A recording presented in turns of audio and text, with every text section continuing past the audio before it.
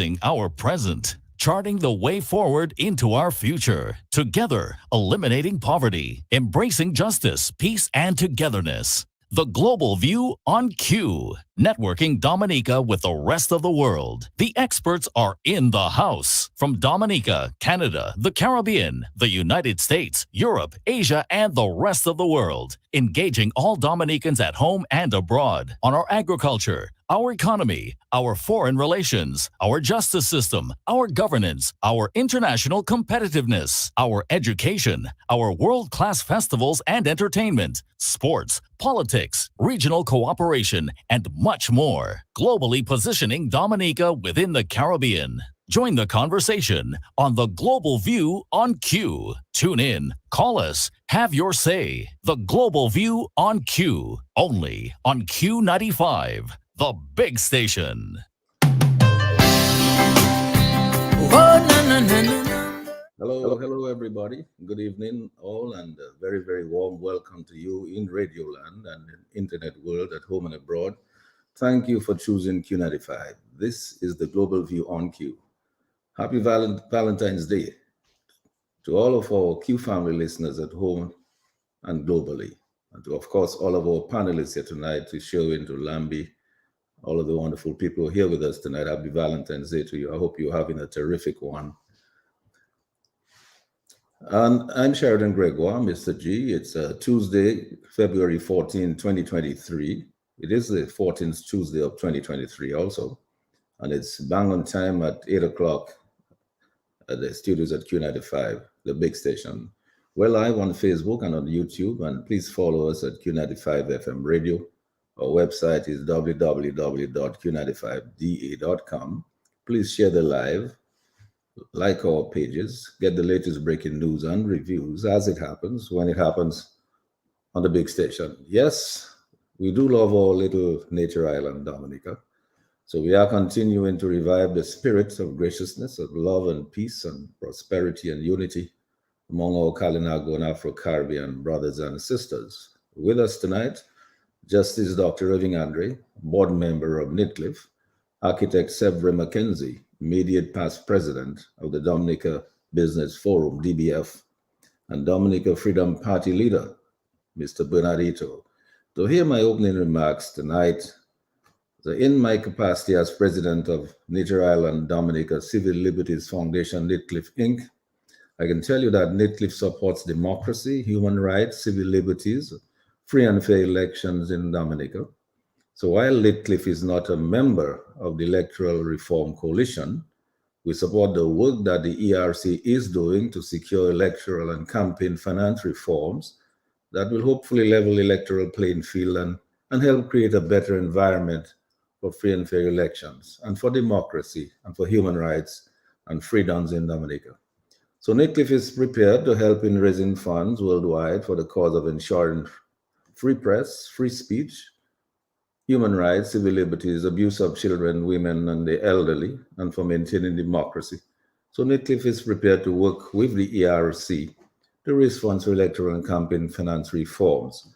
So now, tonight, we opened the lid on Sir Dennis Byron's Phase 1 report, which we are with, and while we are with his Phase 2 report in March sometime. I think he promised to have that in March sometime, with recommendations on the House of Assembly's Act, which is expected to include campaign finance reforms, certainly, hopefully, and other essentials.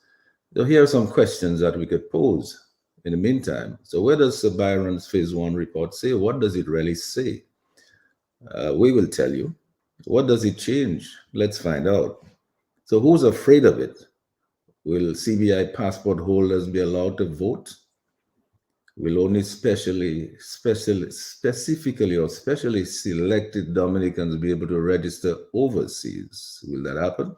Will fingerprinting at registration be a must? And if not, why not?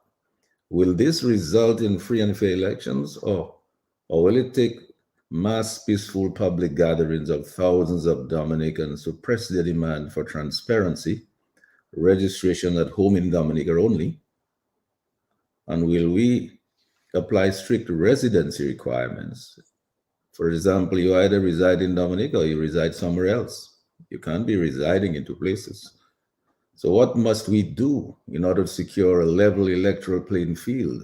Let's find out tonight as we excavate Sir Dennis Byron's Phase 1 report on his recommended draft electoral reform laws. So tonight we talk about completing and implementing all necessary electoral reforms by June 2023, in keeping with the schedules already recommended by Sir Dennis Byron, passing a people-approved Registration of Electors Act in Parliament without delay, so as to allow the Electoral Commission to do its groundwork to cleanse the voters list, complete the re-registration process, issue voter ID cards, implement the new laws, including campaign finance laws and regulations, and move to restructure, hopefully, restructure the Electoral Commission itself over the ensuing 5 months by November 2023, in order for the Electoral Commission to get to be truly in a position to hold free and fair elections in Dominica from the first quarter of 2024. So here are some other talking points to be included in our conversation. The people's informed recommendations are essential. That is very essential. Mr. Skerritt's earlier and more recent postulations that he had no issue with any of Sir Dennis Byron's recommendations, but he continues to exhibit delay tactics. The DLP double talk on elections in 5 years by 2027. The first session of new parliament met on 7 January, but no new bills or regulations were tabled that have the support of the public with a view to enabling a free and fair general elections from about March 2024. We saw nothing like that. What is the intention then? So meantime, without suggesting any timelines, I personally am of the firm view that some serious changes need to be made to our constitution in Dominica to incorporate 2-term limits, nationwide election of a prime minister, who will bring his cabinet and live with them when his or her term ends, fixed election dates, a cabinet that comprises no more than 11 ministers, a legislature that comprises legal and other essential experts, representatives of local government and our district, zonal, parish representatives, with no cabinet members from the executive branch in the legislative branch of government, which will approve national budgets and provide budgetary and other oversight to ensure good governance. A truly independent national commissioners operating in an independent electoral commission, integrity in public office commission, police service commission, public service commission, etc., all need to be revamped. Our constitution must protect the independence of the institutions that are the pillars of our democracy. They must not be subject to the whims and fancies and manipulations of political directorate or politicians that have gone rogue or who have authoritarian or dictatorial tendencies or aspirations. So as we continue to prepare to embrace Dominica's 45th anniversary of independence in 2023, with tonight's distinguished guest, Justice Dr. Irving Andre, board member of Nitcliffe, architect Severin McKenzie, immediate past president of the Dominica Business Forum, and Dominica Freedom Party leader, Mr. Bernard Hurtault, they will help us unravel the answers to these critical concerns. We will discuss the good, the bad, the ugly, and the dangerous. And we'll do so with no anger, no malice, no personal attacks, no vilification, no divisiveness, just bringing back civility, a caring society, and progressive economic and cultural practices, and always recognizing, of course, the imperative for true resilience and sustainability of our Kalinago and Afro-Caribbean brothers and sisters. So wherever you are in Dominica, in the region, and globally, tune in right now and be ready to call in and join the conversation, get the answers to your questions, be a part of the solution. Have your say as you do every Tuesday with me, Mr. G, on the Global View on Q. I thank you sincerely for joining us, you at home and abroad, for tuning into our live radio stream and on our Facebook and YouTube pages at Q95 FM Radio. As usual, huge shout out, hugs, much love, appreciation, and a big thank you to our healthcare providers, frontline workers, and other public officers, always doing their best and often working under difficult conditions. So happy to have you with us tonight. We welcome you warmly and embrace you wherever you are, in every nook and cranny, in every village, every community in Dominica, in the region and globally. Let me take this opportunity again tonight to extend our sincere condolences to you, Mrs. Elizabeth Liz Shillingford, from my family, the management and staff at Q95, our Global View on Q guests and panelists, and the entire Q family of listeners worldwide on the passing of your dear husband, Irving Shillingford, the little master. We wish him a peaceful journey to the Most High, but we will posthumously be recognizing him and embracing him as a national hero on March 6th. So thank you, Mrs. Liz Shillingford, for giving us the opportunity to do that. And thank you, Sherwin, for keeping us on the air. Thank you, Lambi, on the console at Q95 tonight, directing the traffic. We will take your calls a little later. And so let's get started. I go first to Dr. Irving Andre to open the lead on Sir Dennis Byron's Phase 1 report while we wait his Phase 2 report in March, we said pertaining to hopefully campaign finance reform among other essentials, and to help us answer some of these burning questions that we put there earlier on. So, Dr. Irving Andre, I yield to you, sir. Well, thank you, Mr. G, for your eloquent introduction. There must be a special day today. Somebody told me, I think I saw on YouTube, that today is Valentine's Day. So I should have known that you would be animated by the spirit of love, which has made you so eloquent in your delivery this evening. And it's good that we are again, obviously, sharing our grief with Irving Shillingford's wife. And that would explain why you have delivered in such an effective fashion. So let me say good evening to Mr. Severin, Mr. Hurtault, Brother Lambi, Mr. Sherwin, and let me say happy Valentine's Day to all those who are listening this evening. I will just make a few introductory remarks, if I may, having read this first report of Sir Byron, and whatever views I express on that report, they reflect my own interpretation or my own analysis of his report.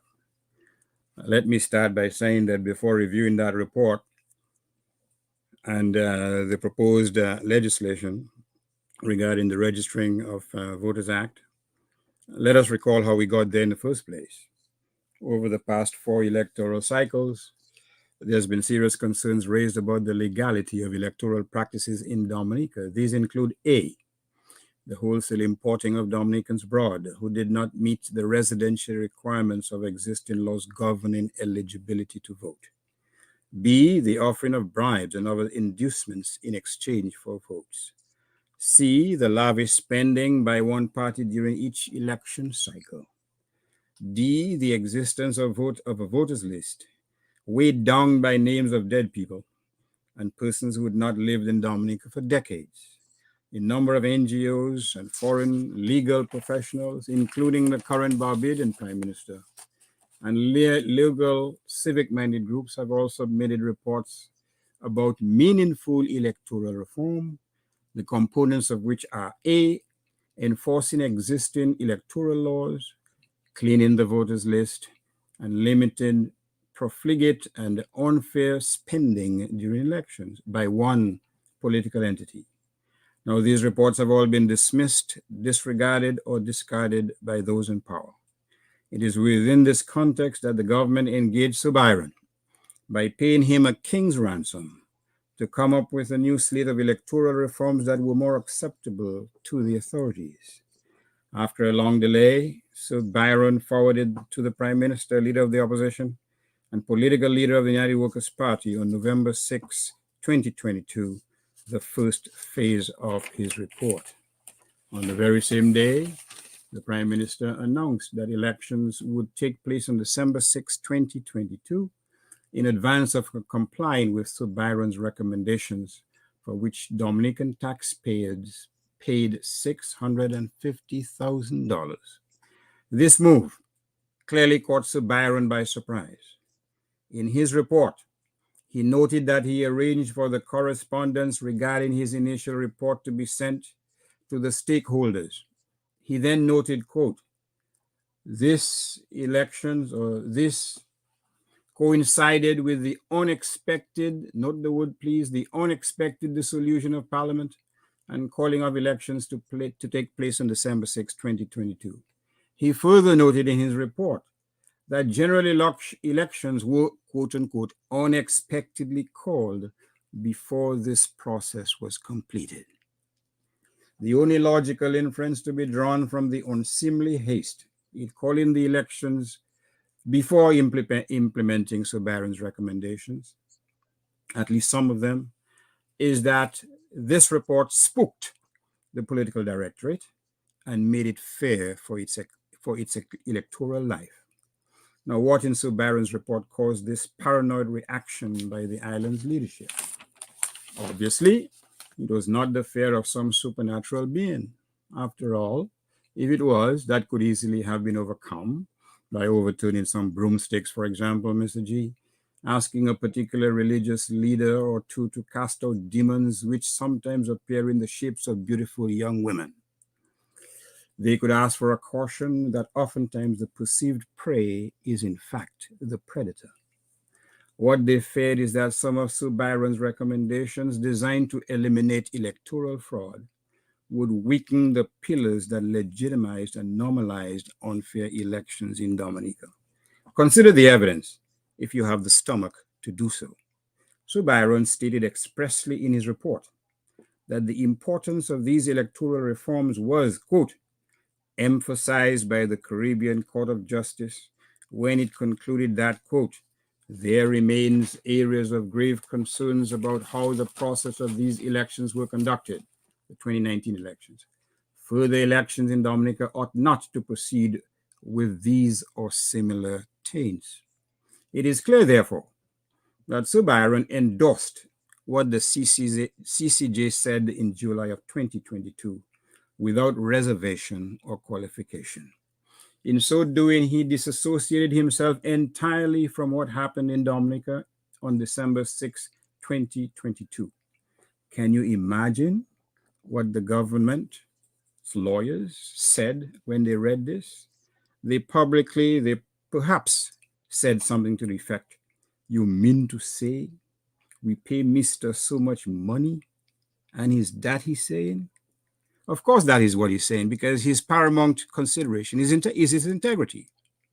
He doesn't want to be basically someone who merely echoes the directives of a political directorate.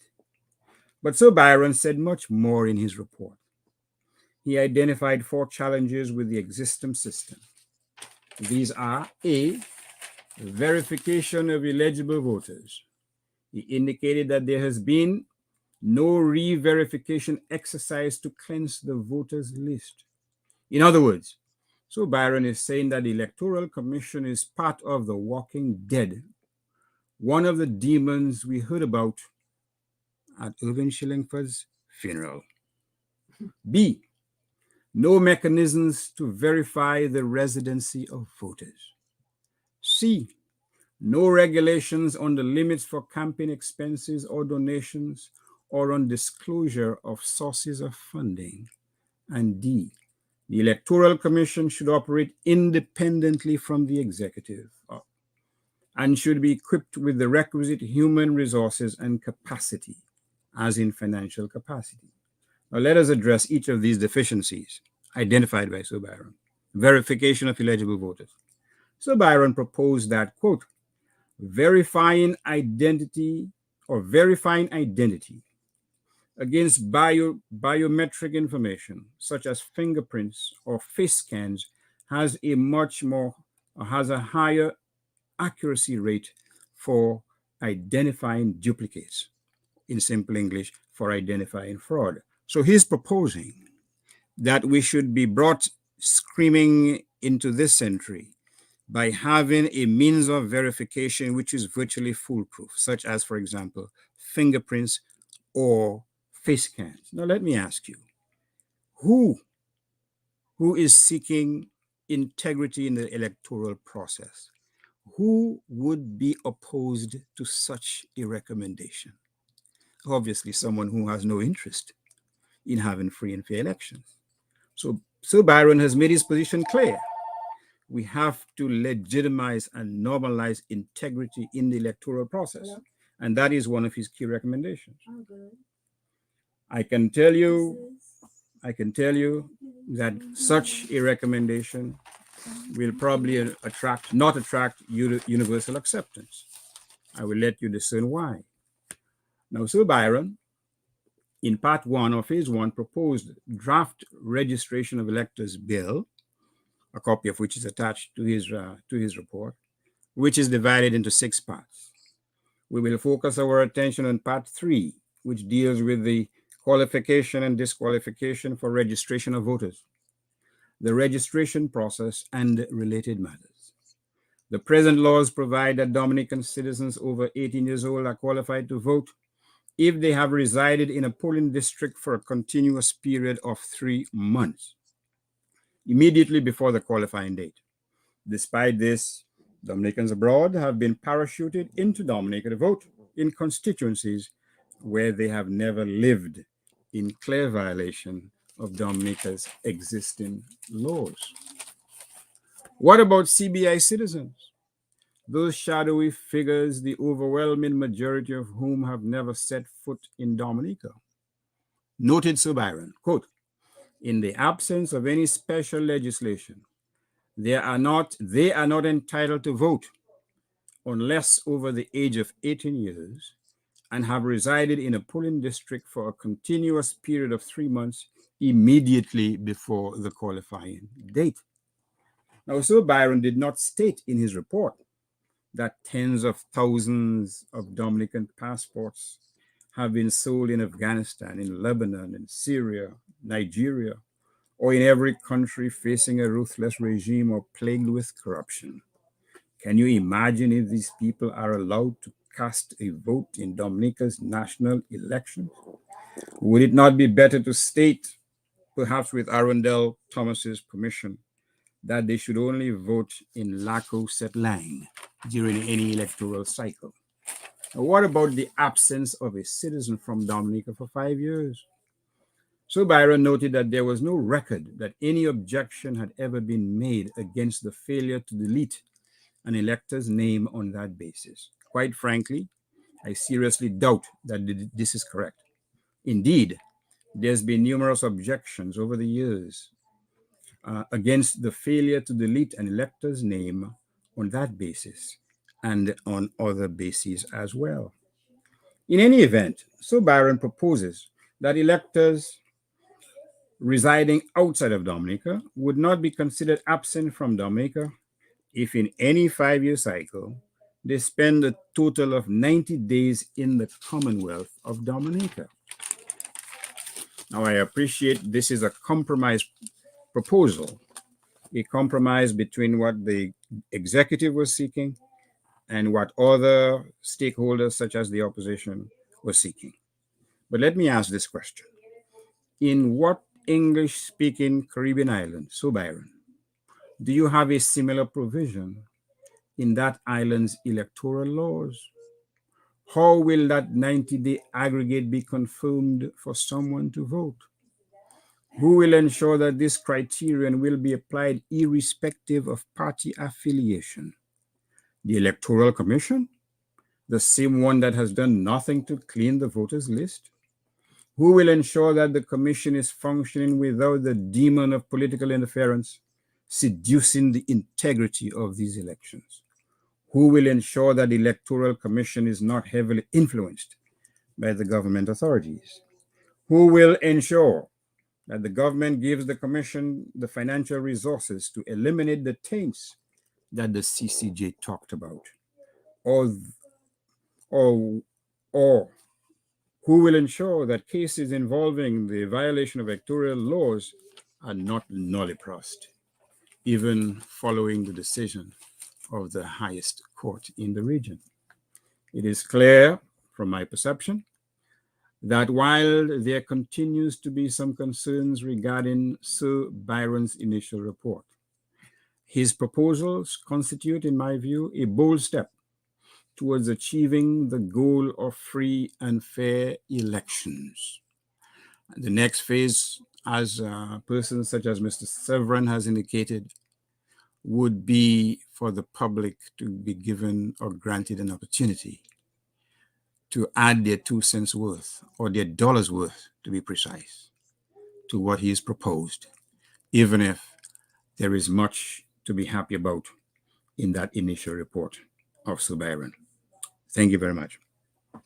Thank you very much, Dr. Andre, for this, for your opening remarks. I'm sure that you have a lot more to contribute a little later on, but I want to go over to, because you mentioned Mr. Severin McKenzie. We call him Sebs. And Severin McKenzie has been with this from day one on the question of electoral reform, and he has been with every organization, every effort that has been made on this. And I was a little surprised, well, maybe not overly surprised, that the only institution that was mentioned in Sir Dennis Byron's report was this one that Mr. Severin McKenzie at the time headed, that arranged this consultations with him. I think it was the Dominica Business Forum or NJAM, but you've been involved in so many of them that you wear so many hats that I forgot. Now it's all about the Electoral Reform Coalition, which I think is a key institution right now. And it has to be given an opportunity to play a meaningful role in assembling all of the civic-minded voices, all of the organizations that are concerned about democracy. And I think certainly everybody should come under that umbrella and speak with one voice, that Dominicans demand free and fair elections and the integrity of our elections. Severin McKenzie, let me just go over to you, and for you to make your opening remark. You can unmute your mic so that we can get you going.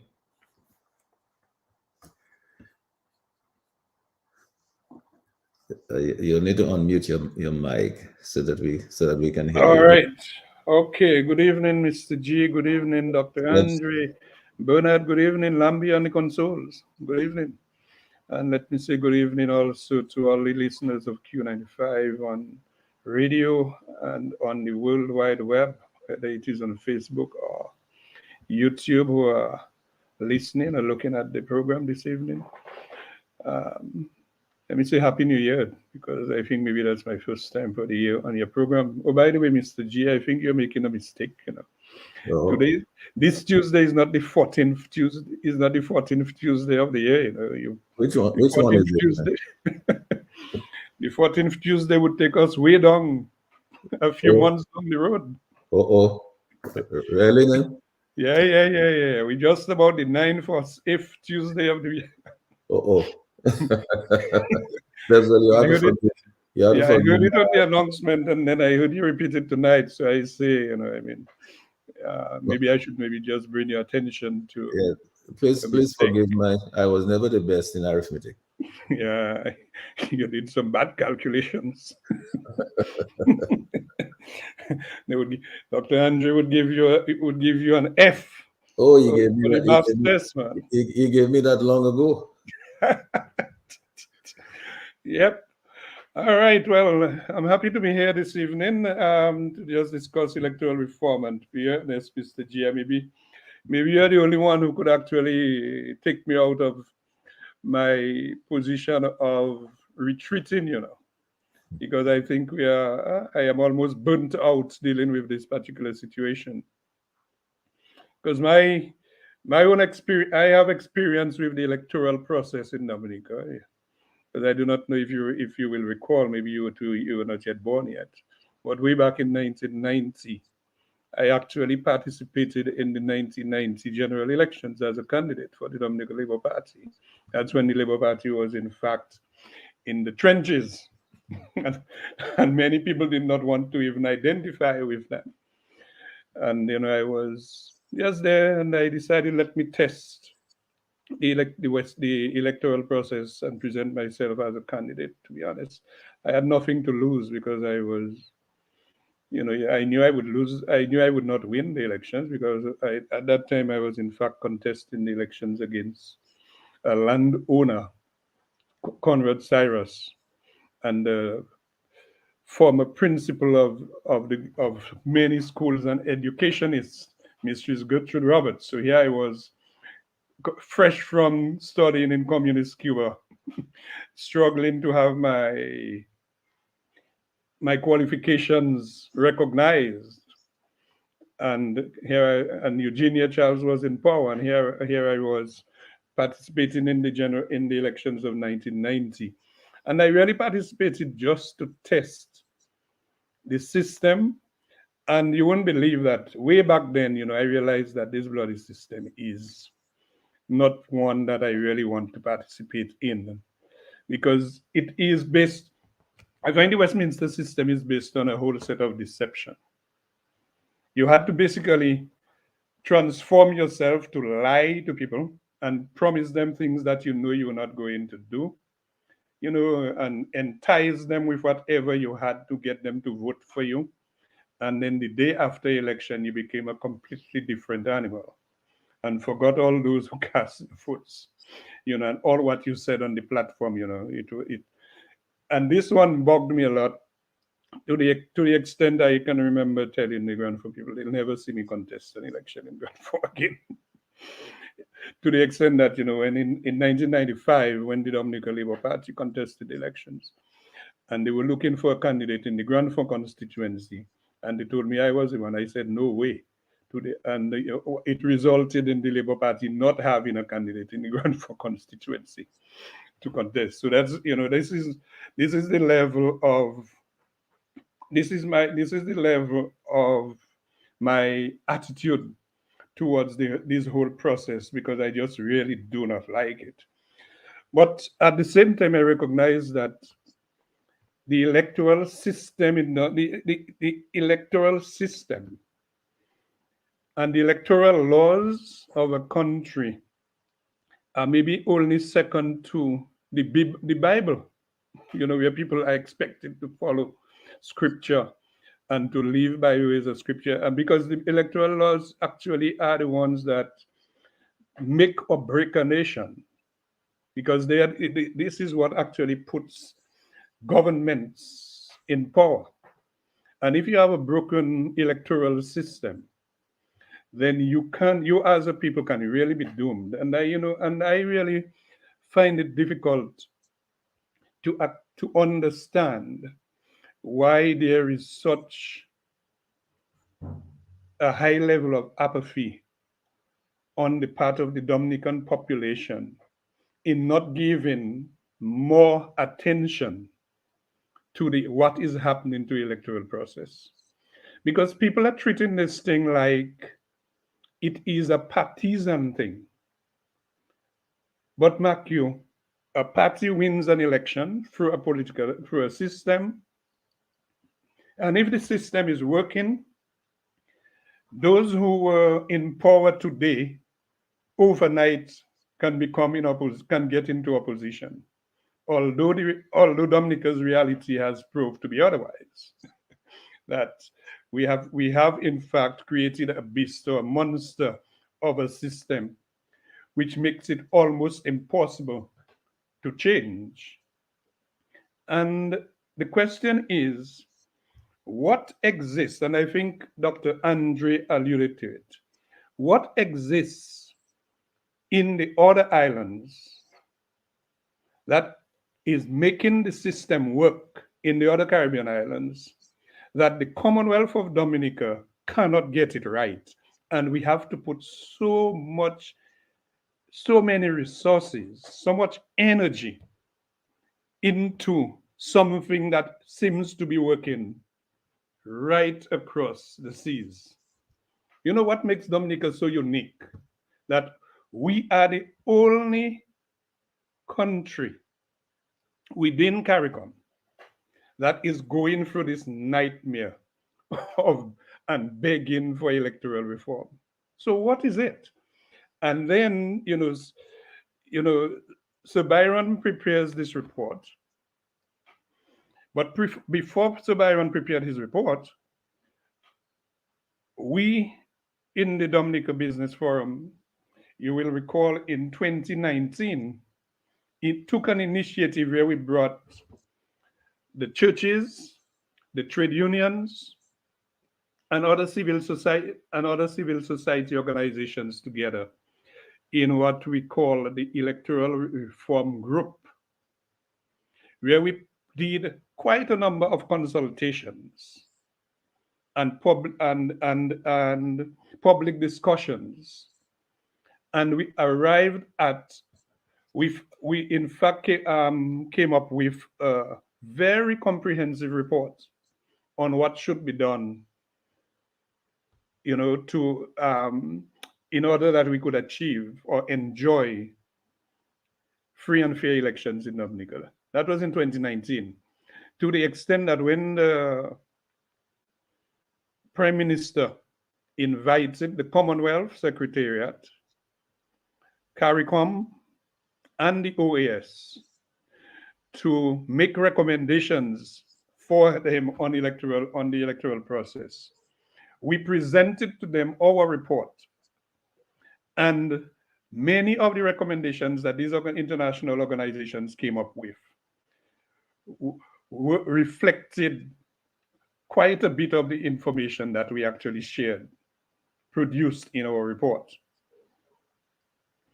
So but as you know, in 2019, the Prime Minister, in defiance, went ahead, ignored the recommendations of the OAS and the observer group, and called the election in 2019, December 2019, 6th December. And then after that, through when he appointed Sir Byron in 2020, I was the president of the Dominica Business Forum at that time, and we are the only group of only civil society organization that actually welcomed the appointment. We welcomed the appointment of Further Dennis Byron, not because that we felt that the Prime Minister had done the proper thing, but the fact that he had done something. In fact, one of the things that we said at the time is we should hijack or ambush Sir Byron and get him to have those consultations, participate in the consultations, and present our concerns to him. And this is what we actually did. Unfortunately, we were hoping that Sir Byron would have more widespread consultation, because only meeting with the political parties, which Labour Party, the UWP, the government and the opposition, and on the side, the Dominica Business Forum, I do not believe that is sufficient consultation. And I believe also Sir Byron started on the right note when he actually made a number of public announcements, addresses, in fact, addressing. I don't know if you all recall that. So Byron actually addressed the Dominican population when he was appointed and said what he was going to do. And he did that when he in fact launched the survey. And it is interesting to note that in his report, he is actually stating that it's only about 840, less than 850 persons, just about 850 persons actually participated in the survey out of a voters, voter population of over 74,000 voters. Even if the list is bloated, but we have to go by what is legal to us, which is the legal voters list. So my take on Sir Byron's report is he touched quite a number of things, but 45 years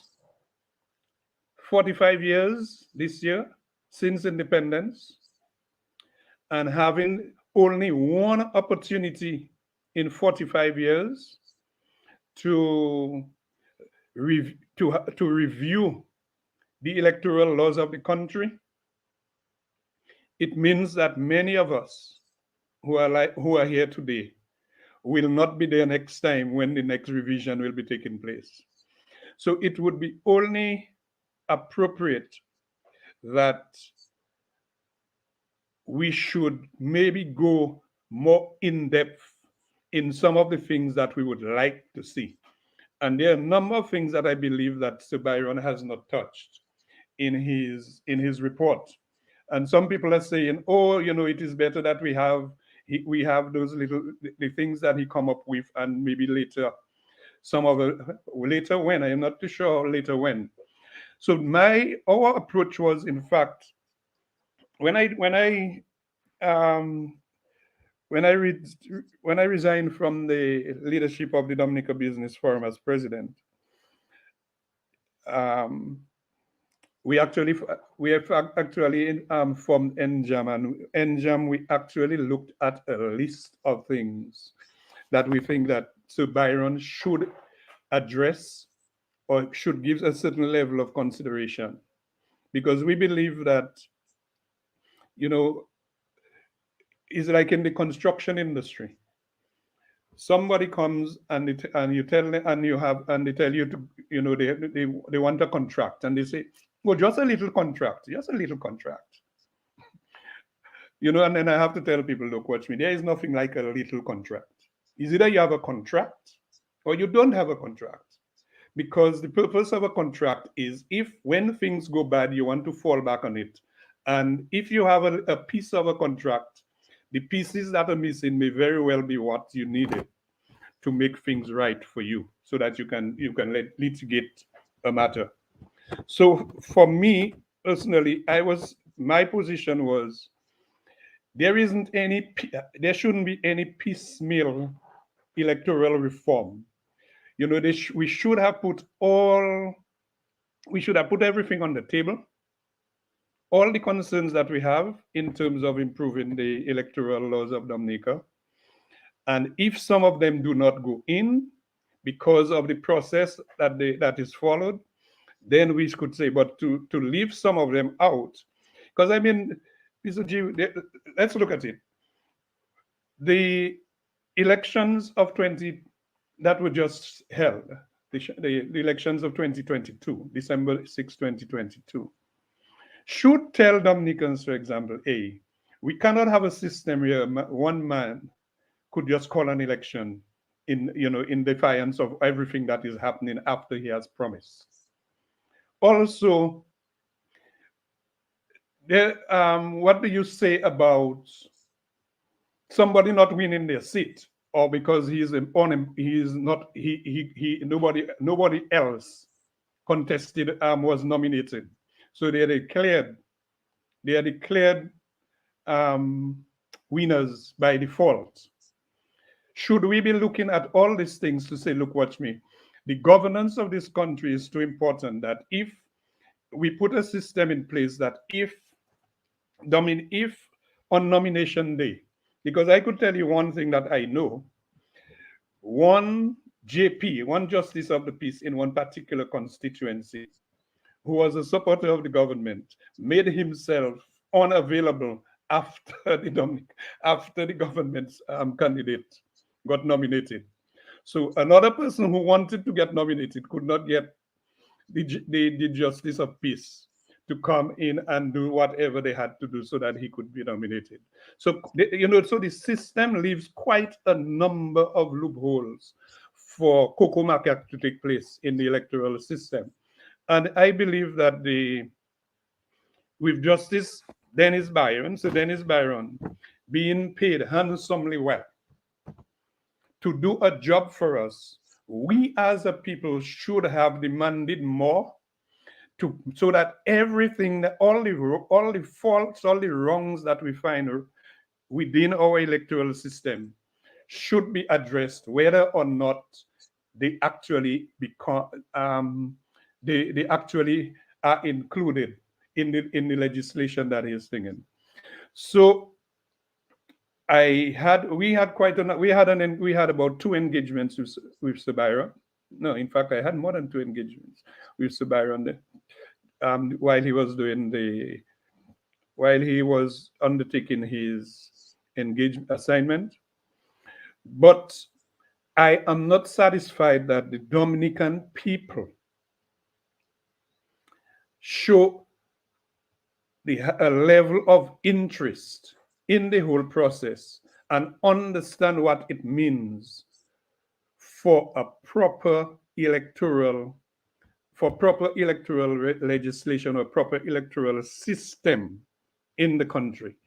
Because today, the Dominican Labour Party is in office. Sometime down the road, it is not going to last forever. Another political party will be in office. And then the shortcomings, the things that are that supposed to be there, then the shoes are then put on the other feet, and then so I believe that we still have an opportunity. So when I listen to some of the opposition members talking about showing regret that the legislation was not taken to Parliament last week on the 7th of February at the first sitting of Parliament, I had to hold my head and say, what are you all talking about? How many Dominicans have actually seen this report? How many Dominicans have actually seen this report to know what Sir Dennis Byron has written? Or how many Dominicans have any idea as to what is in the proposed legislation? Whether you are red, blue, or green, or whatever or no color, because I'm no color at all. But, and this is my concern, that before this legislation goes to Parliament, there must be widespread consultation with the population.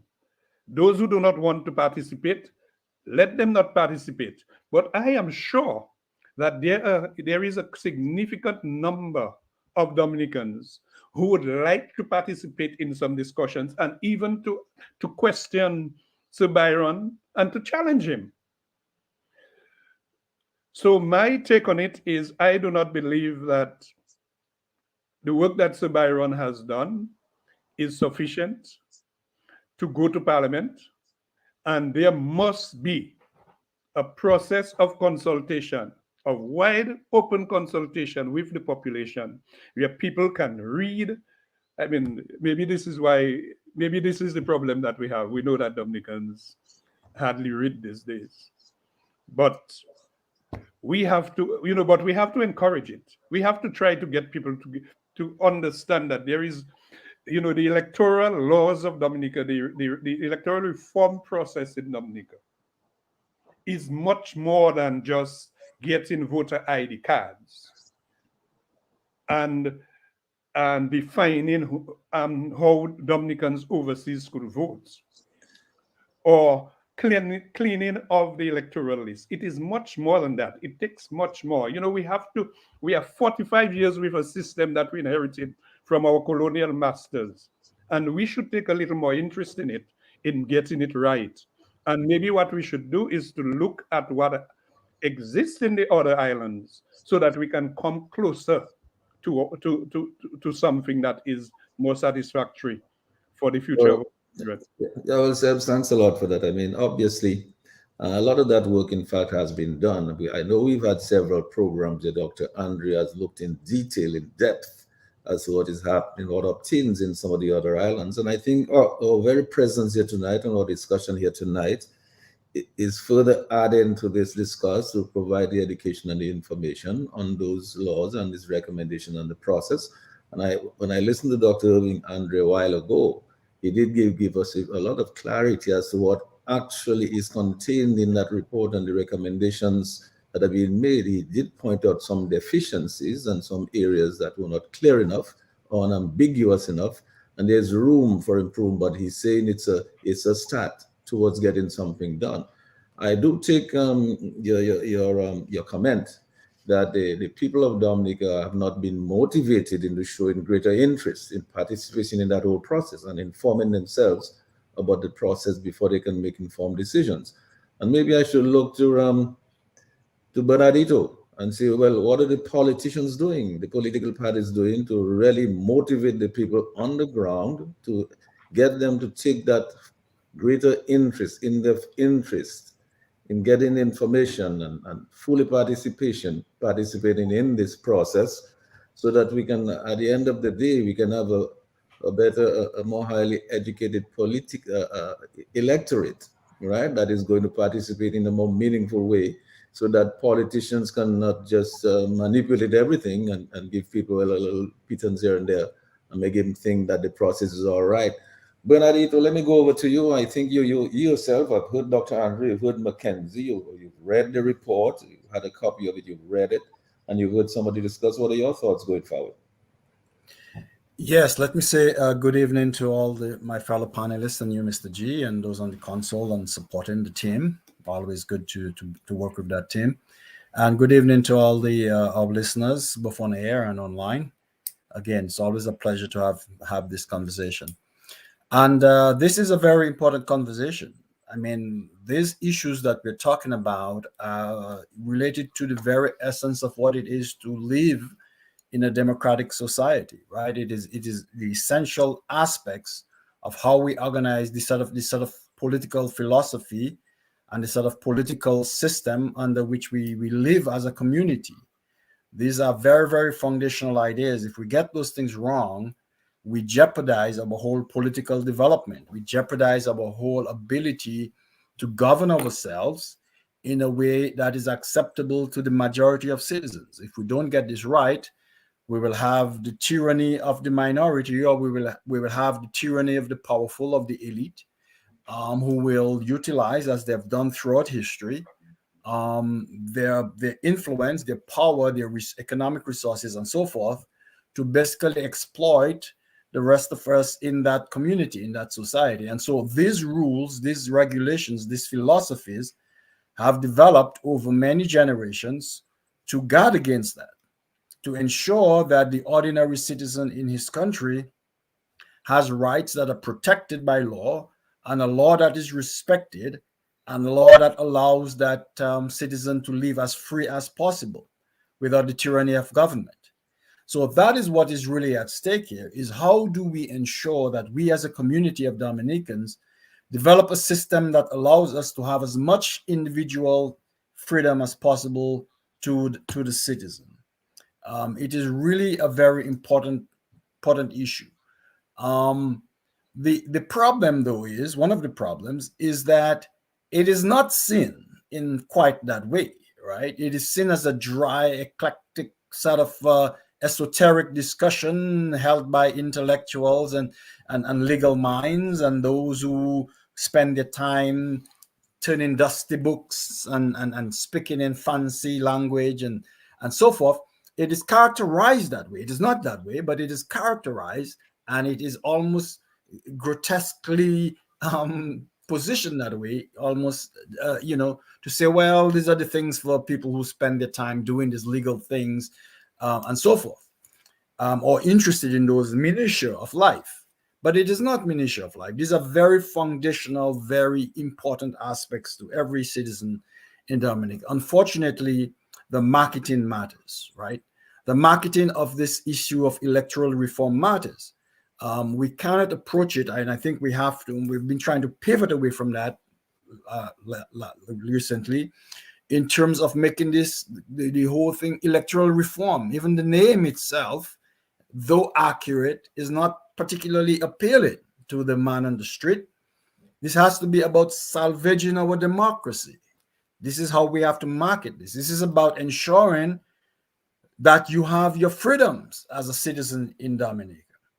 This is not about a legal discussion, nuances of legal language. We have to make this, as political parties, as leaders on the issue, about fundamental rights. We have to get people to emotionally identify with this issue. And that is the job that we have before us as political leaders, as leaders of all stripes in organizations like NJAM and the Electoral Reform Coalition and NITCLIF and all the other organizations and leaders and people who talk about this issue, who promote this issue, who knows the importance of this issue, and all the technicalities of it, and knows how important it is to our democracy.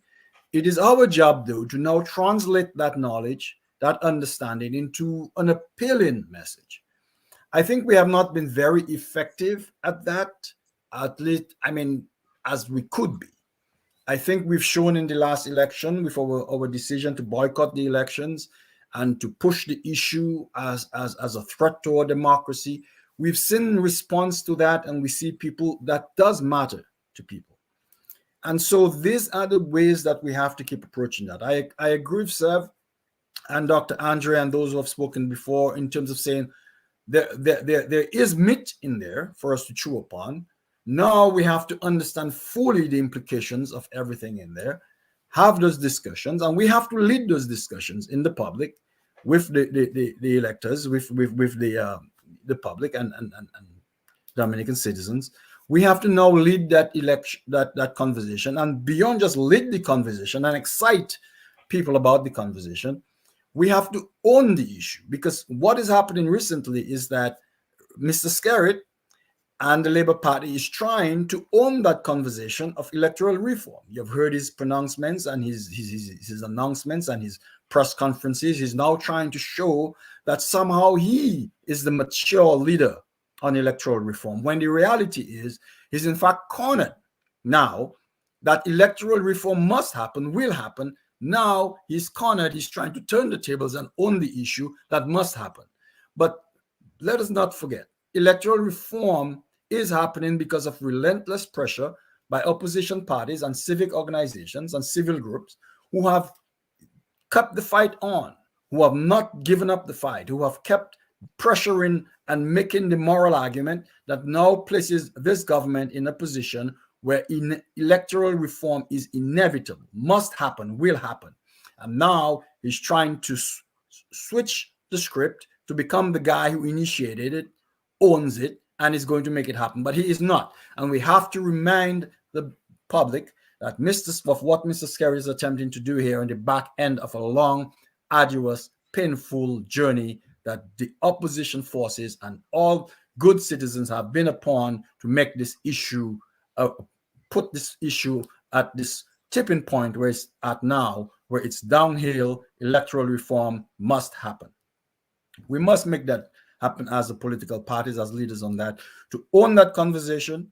And once the carnival season is over, we have to get out there and make sure that we show the leadership that we have shown in the past few months leading up to this last bogus election, to own the issue, to articulate the issue, to emotionally excite people about the issue, and to ensure, most importantly, that the electoral legislation that gets passed is acceptable, takes us forward, and really does get at the heart of the matter in an effective way. And that is our mission.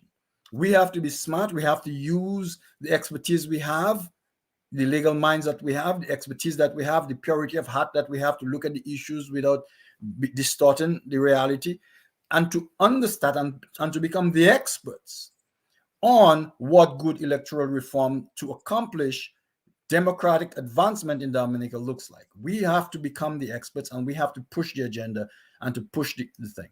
And there are several areas, and as we get into the conversation, we can talk more about it. But there are several areas that, and Dr. Andre touched on some of them, that need to be addressed. For example, there's a gaping hole about the question of citizens by investment. My reading of the report basically says they're eligible to vote. Once they're 18 years old and they have lived in a constituency for 3 months, they're eligible to vote. In fact, Sir Byron report says, well, there's nothing to prevent them from voting if they satisfy these two criteria, and the legislation has not addressed any specific or any different or any differing requirements for these citizens, because they are citizens. And he says clearly the Constitution does not make any provisions for levels of citizenship. And that is something that we must talk about and keep talking about. Should there be some level of discrimination, of sorting of the citizenship categories in Dominica? Because right now, nothing prevents a citizen by investment by 18 years and living in a district for 3 months to be registered to vote. And that's an issue we have to look at carefully. I see a bunch of data issues and good suggestions in terms of moving towards a more digital, electronic version of things. I see that discussion. We have to make sure we lead that discussion, and we have to make sure that those things occur. For example, things like, we will present and we'll print in the Gazette a list of electors and supplemental electors list and revisions and so forth. Well, yes, all right, let's do the formal procedure. But in this day and age, all that material can be posted immediately on a website. all those referrals and scrutinies can be done electronically. All those lists can be provided to opposition parties and interested people via electronic means, so they can do their own analytics, their own database storage and revisions and so forth, and get this thing correct. And so we need to insist that we have to make this a modern system where the information is available, the information is accessible, made accessible to interested parties and the general public. We will insist that we can no longer have these black holes of lists being generated in print, held at one office, that one has to physically take time away from their lives to go down to that office and to verify and to get into a room with somebody. That archaic way of doing things will inhibit the system, and maybe deliberately designed to be so. And so we must insist that all the technological means available, and they're cheaply available, are made part of this process to ensure we have clean lists, we have accurate lists, we have lists that can be challenged, and we have lists that can be updated and so forth. So a big concern to me is the technological aspects of how we implement this thing. Again, and Dr. Andrew spoke to that in terms of the 50-day or the 90-day thing. And it's not clear actually in reading the report. In fact, it's an open question. So Dennis Barron says he will leave it up to the legislature to decide between the 90-day requirement, cumulative over 5 years, or the 50-day requirement, which has been counter-proposed, I assume, by the Labour Party government. Or is it so? Is it 50? Is it 90? It's somewhere in between. It has been left open, and that is a very critical issue that has to be pursued and resolved prior to the passing of the legislation, and to have fair, reasonable reasons for selecting a particular time period.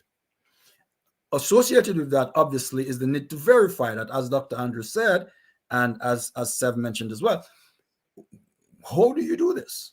How do you ascertain and how do you validate that I have been in Dominica 50 cumulative days over the past 5 years or 90 days, whatever the case may be?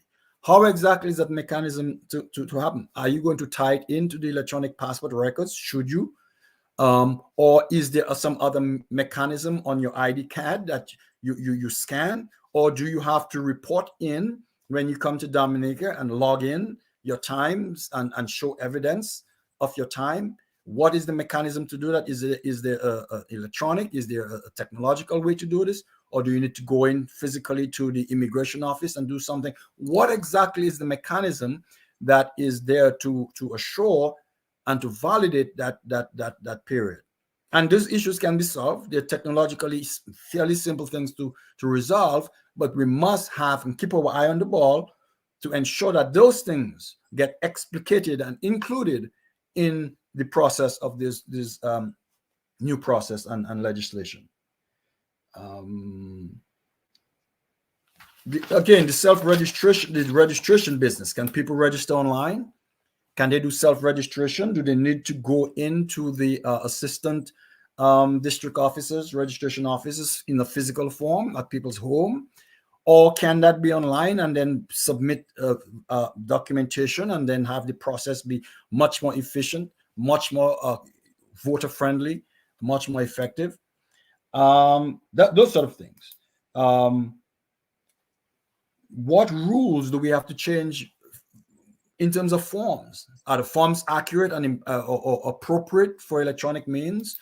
Are the forms need to be there in hard copy, legally signed for them to be appropriate? Or do we need to adapt and adopt electronic e-signing and those sort of things to accommodate the realities of modern life? So these are the sort of nuances and technicalities that I am personally going to be looking at and making sure. We have to make sure as a collective that these things get done, because these things make the difference. The implementation, the execution of the implementation, the details matter as much as the legislation in my mind, because you can really mess it up, or you can pass the legislation and have archaic, ridiculous ways of getting things done that actually bog down the process and make it effectively, ineffective at the end of the day. And so we have to do this. And I am a big proponent for the wisdom of the crowds. Why are our election lists not open to the public via a website, via some database, via an app? so that the wisdom of the crowds can scrutinize every constituency. They're familiar with it. Dominica is a small place, and say, this belongs, this does not belong. The wisdoms of the crowd, I assure you, well, I believe, not assure, will be able to ensure a certain level of integrity and accountability for those lists. If we simply open up the list to public inspection, the collective wisdom and knowledge of who is a voter, who's been out, who's been not out, is overwhelming. And that information needs, in my mind, to be made available to the verification and to those lists. So those sort of issues, my organization, and I think we as a collective need to be pushing on. Things like backup IDs. What is the backup ID? I have not seen specified in the legislation or in the report. If you don't have your card, can you use your driver's license? So what sort of backup ID is appropriate? And let me say this final thing, and we can get into those discussions. The issue of overseas voting. Now, it was brought up, suggested, referenced, made a passing comment that the issue of overseas voting should be looked at, or what about the issue of overseas voting, and that has not been resolved or looked at. And I think it is one of those things that is open and great, and we should, as a collective, put our attention on. Should we be pushing for the overseas voting? Because we know that this will have a dramatic impact on the treating and the bribing aspects. In fact, this may well be the dagger in the heart of this treating and bribing nonsense. And there is no honestly technological reason why not. It's a matter of will and a matter of willingness to implement a system, a verifiable, safe system to allow folks to vote from where they are in the world once they're eligible and has been established to be. That to me is not boiling the ocean. It's part of the conversation. It's actually part of the report, and we need to make sure that we keep pressing on that issue. So these are my big takeaways from the report. And from a political point of view, I think we have to own that conversation. We have to bring all those issues out to the public. We need to engage the public's minds and, more importantly, their hearts on this issue, and keep pressing forward so that we will lay that legislation shortly as a collective. Good citizens of Dominica, we lay that legislation in the table in Parliament, and not the Labour Party government. They need to continue what they have been doing, which is following us on this issue, but in the spirit of good governance, as good citizens themselves, in cooperating to make sure that the legislation that is laid on the table is legitimate and effective. But we have to own that process and that legislation that ends up on the table in Parliament. Thank you for that, Bernard. And as I go over to Dr. Andre, let me just comment on this, make a couple of comments on what you said, Bernard. One of them, the question of owning that process. I mean, it is impossible for Mr. Skerritt, as the leader of the Labour Party and as Prime Minister, to attempt to take ownership of this process. Somebody's mic is open. I'm getting some feedback coming through here.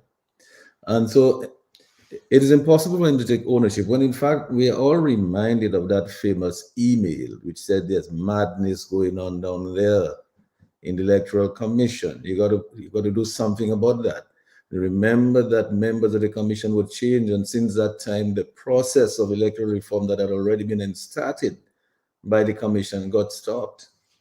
And that is why we are still here today doing what we're doing. So it cannot be that Mr. Skerritt can attempt to take ownership of the process. In fact, he probably can take ownership of the fact that he was the obstruction that prevented the electoral reform process from being more advanced than it is today.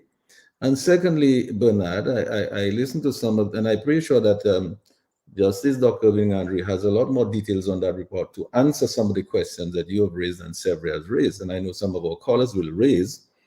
But I remember one thing, as you talk about modernizing the system and putting things in place, somebody went to Dominica and they were trying to find out whether their name was on the list. And somebody told them, okay, well, you have to go in that coulee over there and you go and look by that guy's house there. If you see him there, then you can go. He have the list by his house. You can go in there and take a look at it. So when the person went into that place, they passed through the court, found the house, went in there, and they say, okay, I came look at this. Or they say, oh no, he's not there now. He went out to do something. He should be back in about an hour. So you can pass back and then you'll be able to see if your name is on the list. So it's clear that what you're saying, Bernard, make a lot of sense. If people should be able to verify those things. And with the technology today, there has to be ways of doing this. The third thing I want to say is this, that electoral reform is not just about electoral reform. It really is about ensuring that you can have free and fair elections to protect your democracy, the integrity of your democracy, to ensure that you have a government that is going to work for the people and that you can change that government if it's not working for the people. And that is why we're saying that, because when you have democracy, you want to ensure that you have a government in place that is going to ensure that you preserve your human rights, your civil liberties, that there is not all this abuse of all kinds of excesses. This is what it's all about. So it's not just electoral reform for the sake of electoral reform. That's not what it's about. So people have to understand that they have to participate and engage, because it means it can make a difference in ensuring that you have a government that you're allowed to speak freely, that you're not afraid to speak because for fear that you're going to be victimized, that kind of thing, that you might lose a job, you might lose a scholarship just because you speak. Your government must be afraid of you, because they might be afraid that if they don't perform, you will remove them. And that is why we need to move now to get fixed election dates and, 2-term limits and so on. Your government has to be afraid of you. How can you can be afraid of your government and they're working for you? Dr. Andre, and that is one of the reasons why, when I started my remarks tonight, I made it clear that we as members of NIDCLIF, we believe in democracy, we believe in human rights and civil liberties and freedom of speech and free press, all the pillars of our democracy.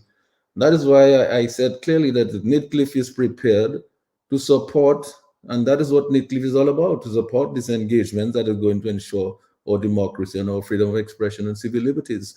And so certainly, Dr. Andrea, let me give you a little bit more time to, again, look a little bit more closely at some of you've done a lot of work on what Sudanese has done so far and what he has not done so far, as you can see from what Severin, McKenzie, and Bernard are saying. There's a lot that's not in there. But tell us a little bit more about that, in your opinion. Okay. Well, one of the most contentious issues is whether Dominicans living abroad for 10, 15, 20, 25 years should be allowed to vote. Now, the common argument in support of that position is that, look, you can't disenfranchise Dominicans from voting. But there is a flip side to that argument. And it is simply that you cannot have your cake and eat it. You have migrated, and I have migrated, to take advantage of certain opportunities, whether educational, whether vocational, or whatever it is. I am the beneficiary of some of the advantages of living abroad. In the recent COVID crisis, now I didn't qualify for assistance, but many persons qualified for state assistance. Many persons benefit from the healthcare system, whether in the United States or whether in Canada. There are many advantages which accrue to those who've chosen to live abroad. And the fundamental and moral and philosophical question is this: how can you, with a straight face, benefit from those advantages by living abroad? Moonlight, come to Dominica for 2 days, vote and instill an administration that are depriving Dominicans of the same benefits that you are enjoying to your heart's content in your adopted country. That is the fundamental argument that, in my view, trumps all others. And I'm not talking about Donald Trump. You cannot enjoy the benefits of having made a certain decision. Then you said, no, I should be allowed to get a free ticket and spending money and come and vote on administration, which, despite receiving money to assist Dominicans during the hour of need by the World Health Organization, they've been deprived of assistance. And you're telling me that that by stipulating that Dominicans on the ground should be the persons, the arbiters of their future, you're telling me that they're depriving you of your rights? Well, if you're so interested in your rights, come back and live in Dominica. Stay in a constituency for 3 months. Do what the Jamaicans do, or the Trinidadians do, or the Bajans do, or the Vincentians do, or the St. Lucians do, the Kittitians do, rather than pontificate about your rights being violated when you are enjoying the benefits of a democracy, a proper working democracy, and you're depriving Dominicans on the ground the self-same benefits that you enjoy to your heart's content. That's just not right. And that's going to be a significant problem, as fellow panelists have indicated. And again, Dominicans should definitely have a definitive say with respect to the CBI citizens and so on. The vast majority do not live in Dominica. The vast majority have no interest in living in Dominica. They got the passports for one reason. A few months ago, an acolyte was trying to convince me, we don't sell passports. What do you sell? Cocoa for sale? What do you sell? Why do the people buy these passports? Because it offers them something. And if you look at all these billboards, whether in Beirut, Lebanon, whether in Pakistan or Afghanistan, the main selling point is simple: free, unrestricted entry to over 150 countries. That's why they buy it. You don't want to come and see your little Sulphurious Springs. You don't want to come and have a little bakes by Kemplinski. No, they are purchasing it for what the passport offers them. It's a transactional relationship, nothing more, nothing less. And all this talk about, oh, they love Dominica so much. Of course they do, because it gives them sanctuary. If you can have an interview with Montfred, go ask him why he loved Dominica so much. Because it gave him sanctuary, because he was a fugitive, and he was given protection from the long arms of the law, not for too long. So this is the reality that we have to deal with. This is the context in which we're talking about who should vote and who should not vote. Not only that, can you think of thousands of folks abroad descending and voting electronically or otherwise? Electronically is even worse. It would be akin to a tsunami coming to Dominica, 15, 20 feet high waves, swamping the electoral system, diminishing and diluting the votes of Dominicans on the ground to the point where elections will be meaningless. But that is precisely why you have these proposals about diluting the rules for Dominicans abroad of CBI persons to vote. That's exactly why. That's the only justification. Who do you think will be registered to vote? A supporter of the opposing party? Are these folks the persons who've been registered, who've been given free tickets to come, and who've been asked to vote strategically in constituencies they never lived in? We need some good religious people to talk about these things, because these are the demons that are eating Dominica. The demons who drive in tinted SUVs and get duty-free concessions to drive in those vehicles and to mock the word of God. That's what we need. This is the crisis that we have to deal with as a population. And yes, we have to do a much better job in sensitizing the public that this is an existential threat that we face. You know, Dominica should not be the place where you come, you know, with your Gucci this and your Gucci that for 1 week and say, oh, things are so nice in Dominica. And then you take off after 1 week or 2 weeks. Guess so. And you leave those folks in perpetual poverty. Dominicans on the ground deserve better. Our democracy deserves better. And we have to act harder and work harder to protect that fledgling democracy that we are trying to preserve and to protect. Thank you. Let me just add this, Dr. Andrew. If somebody can turn off their mic. I've got a little feedback what's coming through there. Let me just add this, that it is clear that Mr. Skerritt would like to hijack the process and pretend now as if he is the one who's pushing the process of electoral reform, and other people have been just talking about it, and when time comes, and when the shovel hits the road, that they're going to be vacillating. That is not the case at all. In fact, it's quite the opposite. First of all, we are all aware that Mr. Skerrit, in his capacity as Prime Minister, did not have the constitutional authority per se to just go ahead and appoint Sir Dennis Byron and decide at that time he was going to appoint somebody who he hoped would help him out. That's not what the Constitution has provided. The Constitution provides for the Electoral Commission to be the one doing that. I see Mr. Skerrit has a role. Yes, as Prime Minister, he has a role. His role is to ensure that the laws that are approved by the people, the laws that are in keeping with what is going on to ensure that you have free and fair election are passed in Parliament. That is his role. And he cannot get away from that. And he's trying to get away from it by keep vacillating and vacillating. But the point is, ultimately, that is his role.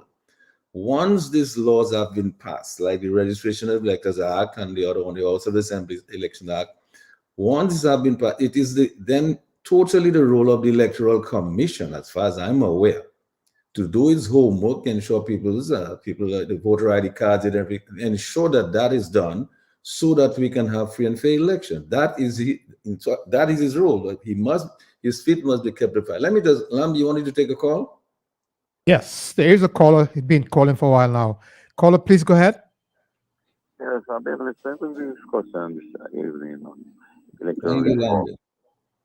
Thank you very much, Lambi.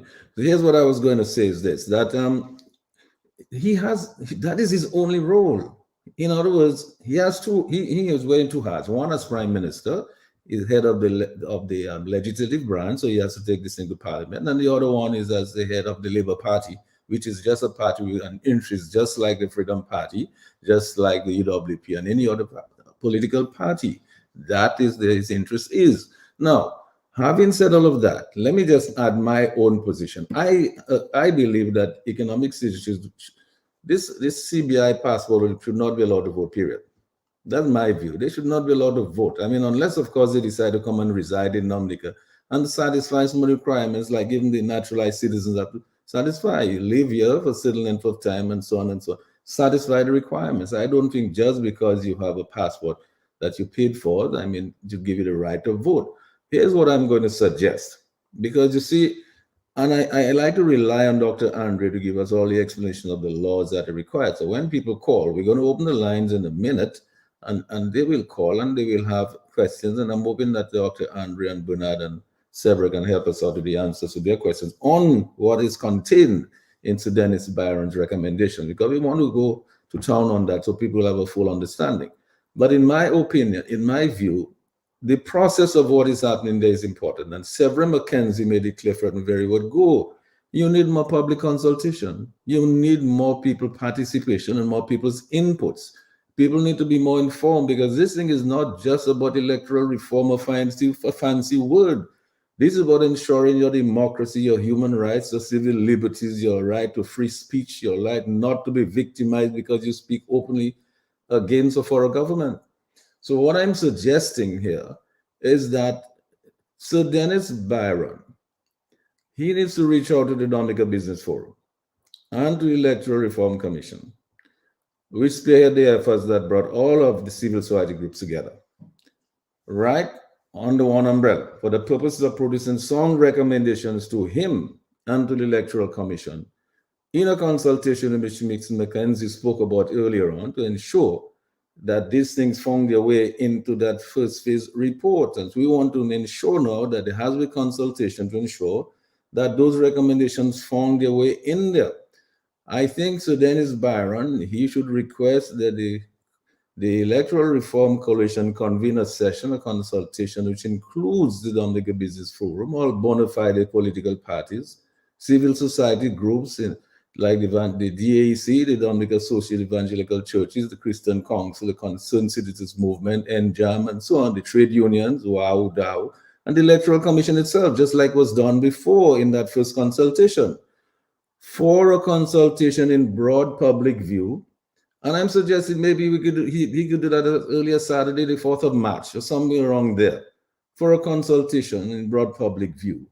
You know, because to discuss the first phase report and the draft laws recommended in there, as well as the Phase 2 House of Assembly's Elections Draft Act, which I think, is expected to be coming up with, and to include in that the campaign for finance laws that are now under consideration by him and his legal draft persons.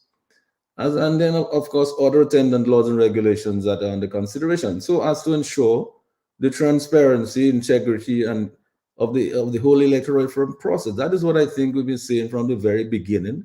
McKenzie and the Sharps went in there and they put everybody together under the banner of the business forum, had this consultations, so Dennis Barron, and that resulted in a report, a comprehensive report, being presented to him and to the Electoral Commission that has found its way into the draft laws. So the recommendations found some of the way into there. Not all of them, and some of them are still not precise enough, not clear enough, as we can see.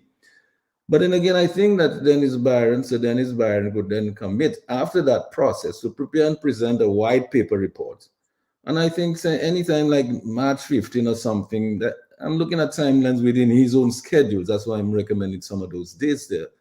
And this white paper containing, just like he did in the first draft that he sent on the report, a white paper like that containing the draft laws that reflect the will of the people, of we the people, as enshrined in the Constitution, and to circulate, and he should circulate this report and draft laws to the Electoral Reform Coalition. Of course, obviously to the Electoral Commission as well, but for distribution to all of the participants in that consultation for their final review and response, and hopefully by the end of March, in terms of keeping within his schedule. Because it's important to get people's participation in this. People have to be well informed and to understand why they're doing what they're doing, how important it is going to affect their lives and the lives of future generations. So Dennis Barron then, I believe, could prepare and present a final draft report containing those draft laws and regulations, etc., to the Electoral Commission and to the Electoral Reform Coalition, again for distribution to participants sometime in April. And then I believe the Electoral Commission could then forthwith submit this final report, the laws, regulations, to the government of Dominica and request that those bills are prepared and be tabled in Parliament sometime in May. This is what I'm thinking, because I'm looking at the process, and then I think a lot of people are saying, where's the people's participation? Where's the consultation? Where's the information? How are people engaging?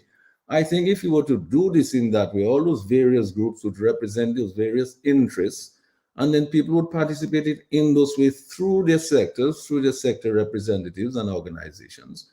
And then I would say that once these laws are passed in Parliament, say around the middle of May, if we can work with Sir Dennis Barron's schedule, and the government has to try to work in that schedule if that is the people want, if that's what the people want.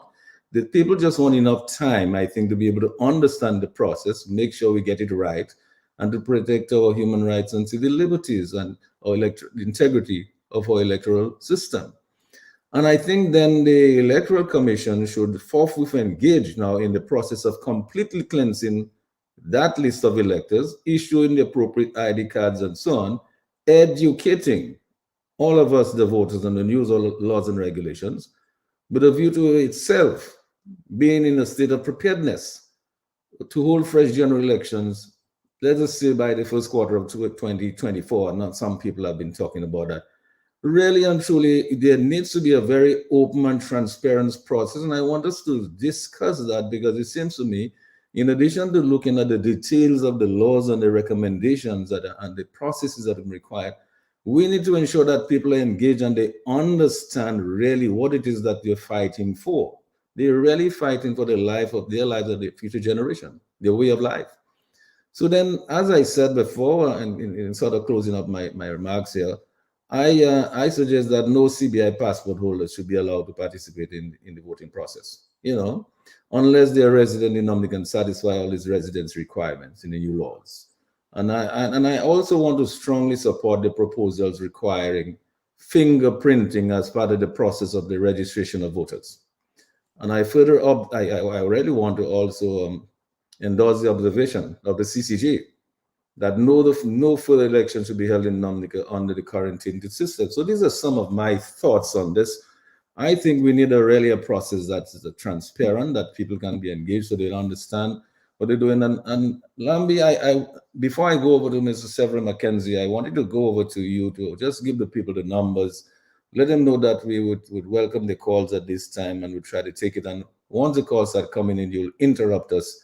So after I come back, maybe I'll go to Dr. Andre again to get some marks on some of that I said before I go to Dr. Andre. So Lambi, give the people the calls, give the numbers. You're listening to the Global View and Q. The numbers are 449-3095, 449-3096, 449-3097, 616-4257, 305-432-9624. Let me run those numbers one more time.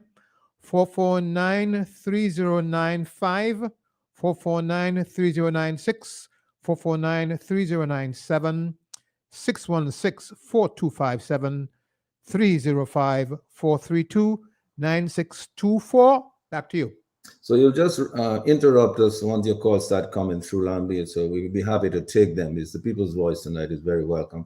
Dr. Andre, some of what I expressed there, I don't know how you think about some of that process there, the whole process, because certainly the Prime Minister of Dominica cannot try to take any kind of control over this thing there, because, I mean, he was the obstruction, in fact, that prevented the reforms from going on long ago.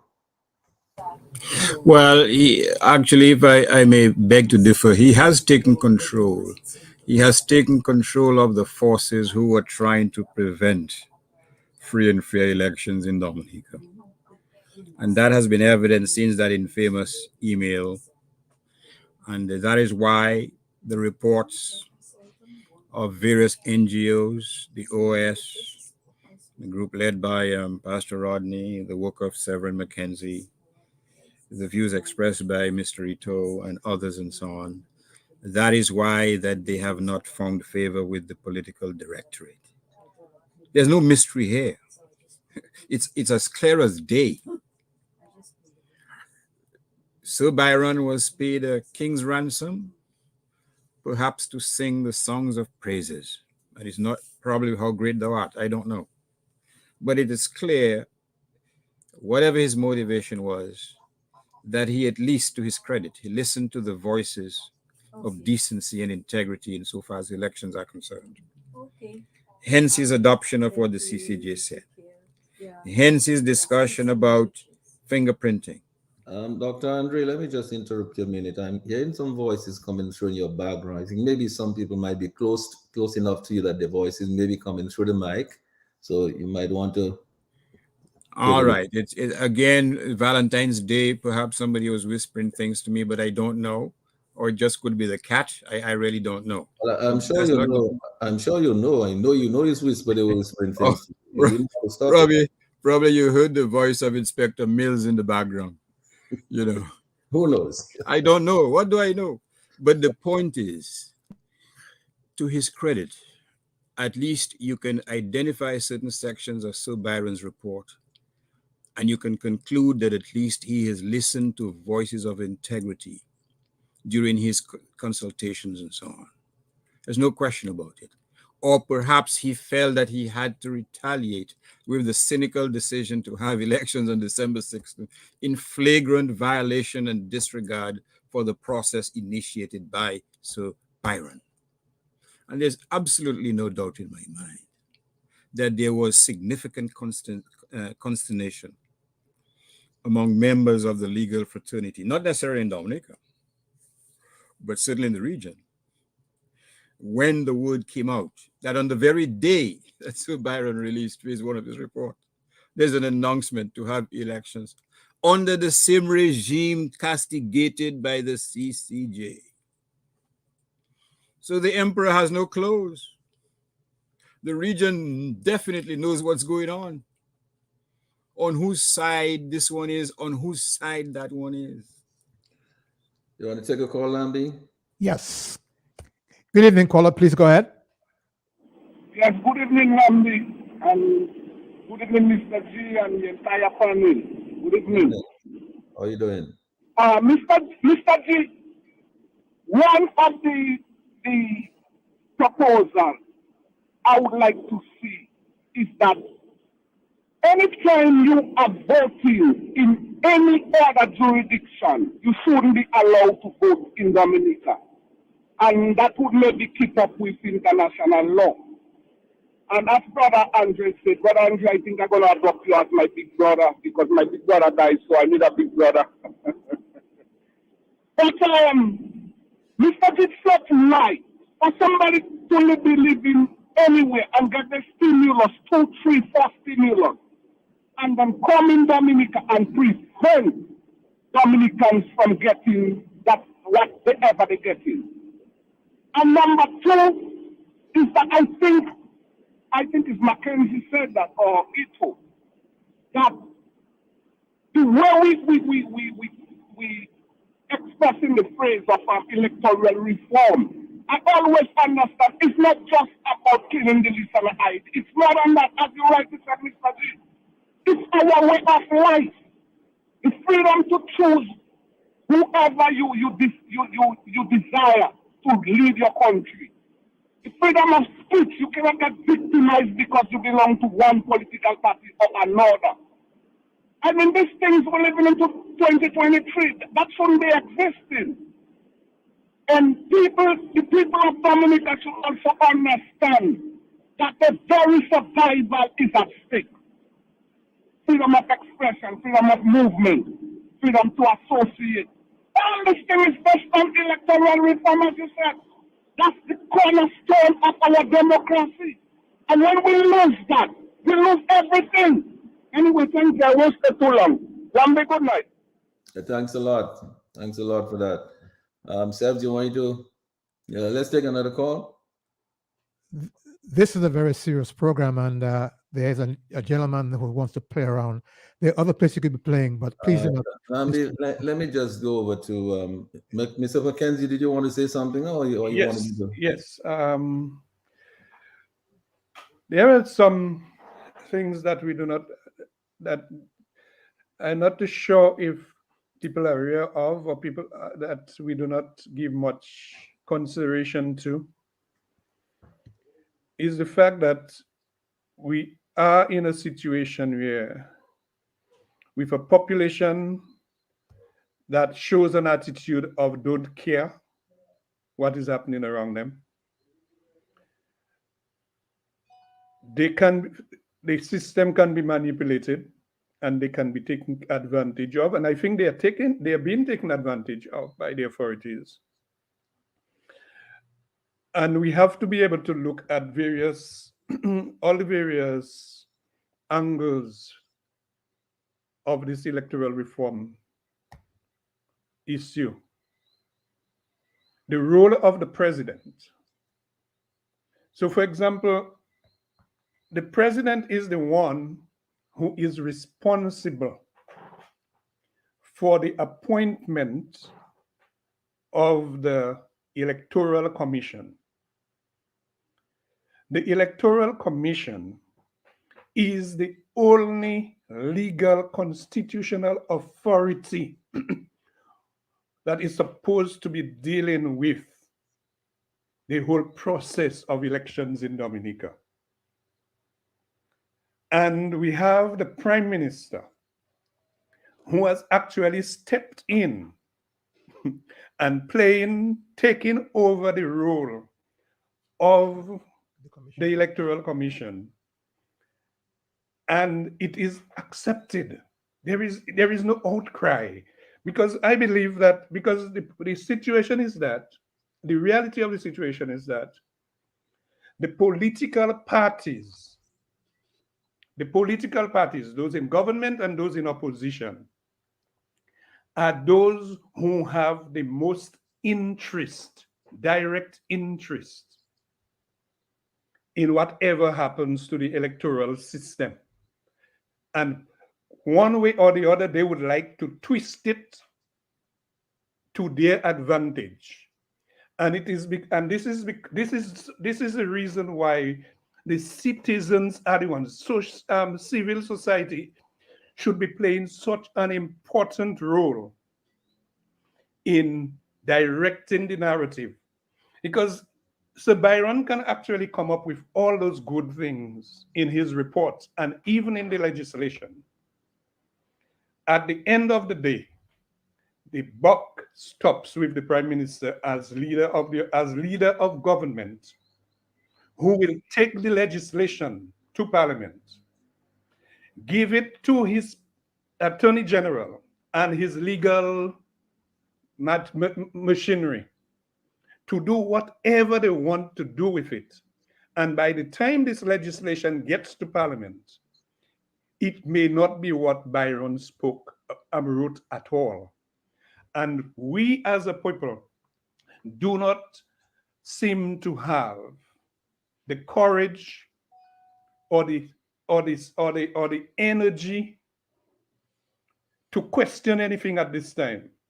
And the risk that we are running right now without the necessary public consultation and to let people know exactly what is in this stuff is that one of those days, this legislation is going to Parliament in the image and likeness of the Labour Party and the government. And it will pass through the Parliament in flying colors, 19-2, plus their senators and the Attorney General. And Dominicans will then ask what hit them, because the electoral reform that we have been crying for, here it is. And it's only when they start reading what it is, then they will realize that we have been duped. So the president of Dominica has a responsibility, because you know what actually happened after the 2020 elections? The president of the Commonwealth of Dominica took almost 1 year to appoint a chairman of the Electoral Commission. The life of the last Electoral Commission came to an end at the first sitting of Parliament last week. So as we speak now, there is no Electoral Commission constitutionally instituted. So when the Prime Minister has taken the responsibility of being the one going to have consultations and all those type of things, and want to bring a law to Parliament on his timetable, it is not supposed to be on his timetable. It's supposed to be on the timetable of the Electoral Commission. So the first thing that has to happen, because we are at a disadvantage already as a people, because we as a people have absolutely no say. I mean, we're asking for consultation. We will go and we'll run our mouth. But when they give it to the Electoral Commission, which is 2 government appointed nominees and 2 opposition nominees, and the president appoints another one, who he appoints, if he appoints the same one that was there before, who in my opinion was a real failure, because in the last 3 years, the Electoral Commission of Dominica did not hold one single public discussion to engage the population.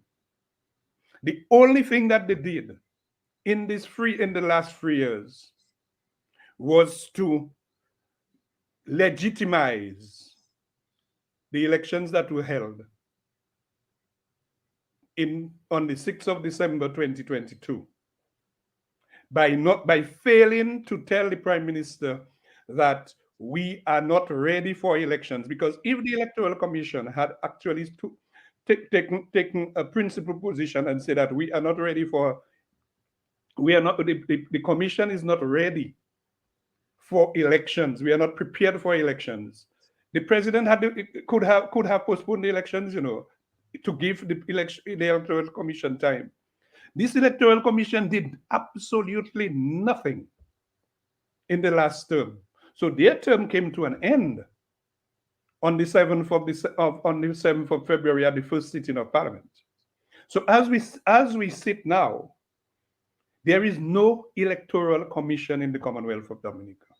So if the Prime Minister decides to take the bull by the horn and decides that he's going to Parliament with any piece of legislation in the next few months, and if the president takes the same amount of time that he took in the last cycle to appoint a commission, these are some of the things that we have to consider. There are some constitutional responsibilities that have to take place, and the prime minister should not. I mean, and I think I've said it before. The prime minister should not be the one, speaking or taking the lead on electoral reform, because the prime minister is a direct and the biggest beneficiary of the flaws of an electoral system. And the one other thing that I have to tell you, I would like to just pop in here. We could do whatever we want in Dominica with electoral reform, unless the extravagance of money in this campaign is not taken care of. We could clean the voters list. We could put all types of laws to prevent overseas Dominicans from voting and all kinds of things. Every time this system continues where money, the type of money that is allowed to flow in this election process, unless this is brought under control with some serious electoral financing, we are actually just spinning mop in top in mud. And I believe that when the prime minister decides to go to Parliament with whatever legislation, he can tweak it. And I know that we do not have the courage as a people to question it. And when it goes to Parliament, the ayes will have it, because people do not have the energy. Apparently, they have given up on protesting. Here's a couple of things. One, I don't agree with Sevs that the people have no say. I believe that 5,000 people in Roseau, in a very peaceful gathering, expressing their desire for the electoral reforms that they want, that could probably give them a very big say in what happens. Now, the other thing I wanted to comment on is, and hopefully Dr. Andre will be able to help us with one part of this, is the role of the Electoral Commission and the role of the executive branch. Because as you said, Severin, right now, there is no Electoral Commission in place, right? My understanding is that the opposition has already nominated its representatives, its two representatives for the Electoral Commission.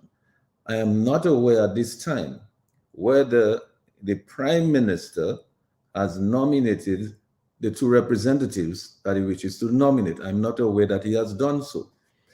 I'm fully aware that the President, in his own deliberate judgment, has the authority to appoint the chairman of the Electoral Commission, and he can do so. We know the situation, but he can do so, and he has authority to do so. And if, for example, the president were to appoint the two nominees of the opposition and appoint a chairman in his own deliberate judgment, then they would have a quorum and they would be able to take decisions and move forward on the process. And I'm hoping Dr. Andre can also be able to help us on the law there as to whether, in fact, the Electoral Commission has some authority in ensuring that the laws, that the recommended draft laws that are submitted, whether in fact the government can go ahead and just do their own draft and go with it, or whether in fact they have to rely on the commission to approve of it or have some say in it. I believe there's somewhere in the Constitution that it says the Electoral Commission has some say in that. I'm not so sure what it is. I don't know whether Dr. Andrews looked at that. But what Severin is saying is a real problem. Because if after all this work, people have done all this work and everybody has agreed, including Sudanese Baron and including the electoral commissioners, if they all agree that these are the laws and the regulations and so on that we want passed, and then for the legislative branch, the prime minister and his cabinet, which really forms the legislative branch essentially, to just go and pass whatever they want, that is a problem. Dr. Andrea, I don't know whether you want to give us your comment on that. Well, Mr. Severin is correct. The government can just refuse to enact any legislation based on the reforms proposed by Sir Byron. The fact of the matter is that Sir Byron himself has been implicitly criticizing the function or the work of the Electoral Commission. They have been derelict in their duties. They're the one charged with the responsibility of ensuring that elections are free and fair, of cleaning the voters list. There was some cynical, bogus interpretation by some senior counsel that the Electoral Commission lacked the authority to clean the list. Pure nonsense. Go anywhere in the Eastern Caribbean and talk that foolishness, they'll laugh you out of their country. It's as simple as that. But the Electoral Commission has succumbed and they have laid prostrate at the feet of the political directorate. That's the look, we have to look at all this in a much broader context because it comes back to one fundamental thing, right? Look at the Integrity in Public Commission. Is that how the name?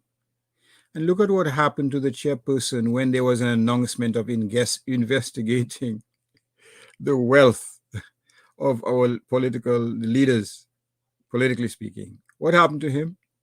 He was cast by the wayside. He was replaced. And the very first thing the new chairman of that council did was to stop that investigation dead. Look, even look at the Calypso. The whole thing is a joke. You have two political acolytes. Let me use a wonderful phrase. And they've started pronouncing about persons who sing against the government, such as Dice. They should get new writers. They're just political. In other words, they're setting the stage for these fellas to be chopped when the finals come. Look at every institution of governance in Dominica. The same phenomenon. We have a capture of the integrity or the very soul of these institutions, which have been set out by the Constitution to ensure a system of checks and balances. Look at the AG. I think it was Severin McKenzie said, and he's right, cynically, that the government has their Attorney General. It's not theirs, Gasson. But there's no distinction between what the AG does and the government policies. They're tied and joined at the hip, as if they're Siamese twins. Look at the DPP, Gasson. Same crap. The institutions have been compromised terribly. So we're not just talking about electoral reform. We are talking about the metastasization of the cancer in every part, every joint of the body politic. And that's why it's so important. Persons may not see it, but we do have an obligation to ensure that despite the pronouncements of the apologists, persons are made to see and understand that crisis because it affects every part of the body politic. There are poor people today who can't get a job, who can't get help, not because they committed a crime, but because some relative or somebody opposes what's happening in Dominica. There are persons whose careers have been aborted in the civil service, not because they did anything wrong, but because they are perceived to be opponents of the political directorate. There are certain doctors, whether it's IP or UP, whether it's Hazel, whether it's Dr. Dale, whether it's Dr. Sam, who cannot work, not because they did something wrong, but because they are perceived to be opposed to the political direction. And who suffers? Whenever a minister gets a boo-boo, he's flown out to Guadeloupe and Martinique. Other persons have to do whatever they can do to survive. Their relatives have to be bringing paracetamol to the hospital for them to be properly taken care of. So this is not just about voting. The voting is very important, but unfortunately, that is just one aspect of the cancer that is eating us with no cure in sight. So this is why it's so important. Don't worry about the naysayers. They are naysaying because of what they get. Those who pass bad checks, those who owe every business person in Roseau, those who never did their jobs when they held responsible positions, those who get money to distribute to sycophants and acolytes. They're there because they're getting benefits, that's all. But no country can survive on that basis. No country can survive on that gospel of greed. And that is why it's so imperative that we have to take this issue of electoral reform head on, because it is just one manifestation of a more fundamental problem in the society. We have to fight. We have to fight. Fight for our rights, irrespective of who said anything. And tomorrow, let me commend once again persons like Athi Mate and those citizens who've walked, knowing fully well that a scarlet letter will be branded on their foreheads, not because they've done anything wrong, but because they've shown some leadership, some courage. They haven't sacrificed their integrity for a mess of pottage or half-pound of bacanet. They've stood on their integrity. That is the kind of example that the young people need. And we have to support that thick and thin. Bear in mind, as is often stated, Christ only started with, is it 12 disciples, Gasol? Just 12. And look at where we are now. So we have two options. We either live out the dictates of our faith in terms of helping each other, being the force for good and righteousness, or we close our eyes or bury our heads in the sand, or we accept with hands of our eyes the handouts which buys our silence. The choice is clear. We know what persons in the other islands have done. Didn't stand for any of that. And that is where we are. Are we going to take our place amidst the community of nations, the community of fellow West Indians? Or are we going to stay at the back of the line, the laughing stock of the rest of the Caribbean? The choice is clear. It is very clear. And Dr. Andre, in addition to that, really and truly, Bernard, this is not just about electoral reform, 2 words. That's not what it's about. It's what's behind it. What is the substance? What is the raison d'etre? How does it impact our very way of life, our lifestyle, our living standards, and our quality of life? If you cannot speak freely without being victimized, that your quality of life is affected. But let us just add something. There are 2 things to what Dr. Andre was saying. One, in the case of the IPO, and this is what's happening, that we are compromising all of the institutions of our democracy. In the case of the IPO, not only when the IPO tried taking some action was it dissolved, but it was replaced by a different IPO. All right, it was changed completely. And then, of course, the first thing that happened, you remember the IPO used to be, I think, 7, and then it was reduced to, what is it, 3 or whatever it is, reduced to 3. So you can see what happened. And then the first thing it did is say, look, we're discontinuing this investigation to do this thing. But let us not go too far from that. Right there, we're talking about the Electoral Commission itself. And remember what happened when the Electoral Commission at that time started the electoral reform process. This famous email came and it said, madness is going on. What happened? Members of the IPO were changed. They were removed. And other people were installed. And since that time, the whole thing has been kiboshed. And that is why we're here now still talking about electoral reform.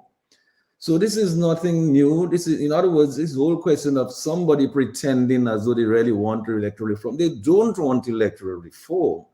What they would want is a reform that would encourage bribery and cheating and allow them to get away with all kind of things. That is not what the people of Dominica should want. no matter what political party you support, you want to be a free person. You don't want government to be able to dictate everything you do, whether you can speak, whether you can eat breakfast or lunch or whatever it is. You must be free to be able to exercise your own initiative and self-actualize. So it seems to me that the whole question about democracy and freedom and civil liberties is key. Now, Bernard, so that is why I think you're right. We can no longer speak about electoral reform in terms as if it's just two words. People have to understand, and the political parties and all the civic organizations have to make the people understand this, what electoral reform really means to their way of life and to that of the generations to come. Yeah, that is the point. And in fact, when I have made that point, and we have made that point during the last part, during the end of last year on the platform and so on. I mean, we have couched this thing in the terms of this is a fight for the soul of our island. This is not about electoral reform is a part of it, but really what's happening here is a movement between two forces. Those who wish to steal the island for their own ends and to exploit it for their own ends, and those of us who still believe that we have an island worth saving, and we are a people worth being free, and we are a people who want to remain free. This is a fight for the very soul of our existence as a nation. This is what it is all about. Electoral reform is part of it. As Dr. Andre rightly said, and as I was planning to comment, we cannot depend on any formal institutions of this in Dominica, quite honestly. Every institution has been captured. After 20 plus years, every institution in Dominica has been compromised and captured. We cannot depend on them. We cannot depend on the Electoral Commission. We cannot in any form or fashion. It is clear that the Electoral Commission, when it's appointed, when it's reconstituted, will, and when whoever is appointed by the president, we know he'll be a compromised candidate, specifically chosen to interfere in the free and fair operation of the Electoral Commission. So I do not place any hope or any faith or any dependence on the Electoral Commission. We, the people who believe in the soul of Dominica and believe that we are a free people and we need to remain a free people, and we cannot allow one man, one individual, through his acolytes, of course, but one individual to capture not only our institution, but now to capture our very lives. And we cannot allow that. We cannot allow that as 70,000 free-thinking individuals to allow one human being to capture our lives for decades. That must end. And this is what this fight is about.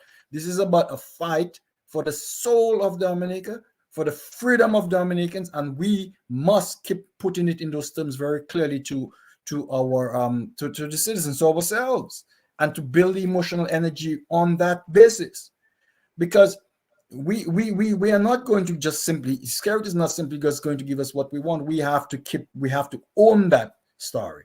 We have to keep owning that story, and this is what this is about. So again, the Electoral Commission will come, it will go. I agree with Sevs that the formality of it is necessary, but the reality of it is it will be ineffectual, and we must operate outside now. We are forced to operate outside of the formal institutions that are meant to control a government, because now the government controls this institution. The government has no controls. There are no restrictions on this government. And so we must become the restrictions on the government outside of the formal institutions. And that's simply the point at which we are right now. The good people of Dominica must control this government. And this is what it's about. So that's the terms, that is the messaging, that is the we must do as political parties. It is our responsibility to make folks understand that. And we have to ask ourselves, why do folks do not seem to care anymore? What happened? We cared in the 70s. You gentlemen, most of you are here on this panel, were passionate fighters for freedom in the 70s. And I believe I have a bit of an explanation. At that time, the British and of a different race controlled our destiny, oppressed. We were subjugated. We were captured people. And everyone knew that in their soul and felt that in their bones. Freedom from the British was something that fired the imagination and fired the passions of us as young people, that young generation. And that fire continues here in those folks who went through that period. But post-independence, where is the withdrawal of status? Where is the oppression? Where is the fire to build the integrity, the passion for independence and liberty? It has been removed. And so we have generations who have no sense of that sense of liberation. And so we must build, I think, as a primary responsibility, that sense of the need for liberation and why it is necessary, especially in the generations who did not go through the actual independence consciousness and the Black consciousness movement that arose out of that rebellion against the British. We need a new British. We have it. We need to recognize it and fight that British now, because that is the situation that we face. There is oppression. There is repression. There's even more freedoms being eroded, more than the British ever did. And we need to pin the new British, and we need to fight that new war of liberation. Ourselves, clearly, there is no electoral commission in place now, right? No electoral commission in place now. The role of the electoral commission, every effort is being made to usurp that role and to pretend as if they're doing something in terms of consultations. That is not the role of the Prime Minister. But Sebs, I think this looks more like the role of civil society to educate the people. And I believe that the Electoral Reform Coalition has a role that it can play in that regard. I believe that it is not enough for us to say that the people have no say. The people have a say. If they understand how this thing is going to impact their lives, the long-term effect it can have on the lives of their children, the poverty that could either intensify or eliminate, in terms of good governance or better governance. If people understand those things, they will participate. And I've said that if the Electoral Reform Coalition could convince 5,000 people that their presence in a peaceful presence, a peaceful gathering in Roseville, just 5,000 of them, not talking about 15 or 20,000, just 5,000, I believe the political directorate would get the message. I believe the people would have their say. So all is not lost, in the sense that although we know that the institutions of democracy have been compromised, clearly the Electoral Commission has been compromised along with some of the other institutions, all the other commissions and so on. They've been compromised, as Bernard says, after 20 years. What do you expect? If you keep one government in there for so long, what do you expect them to do, especially if they say they want to stay there for 50 years, right? What do you expect them to do? But Sebs, let me come to you, because you are involved with the Electoral Reform Commission.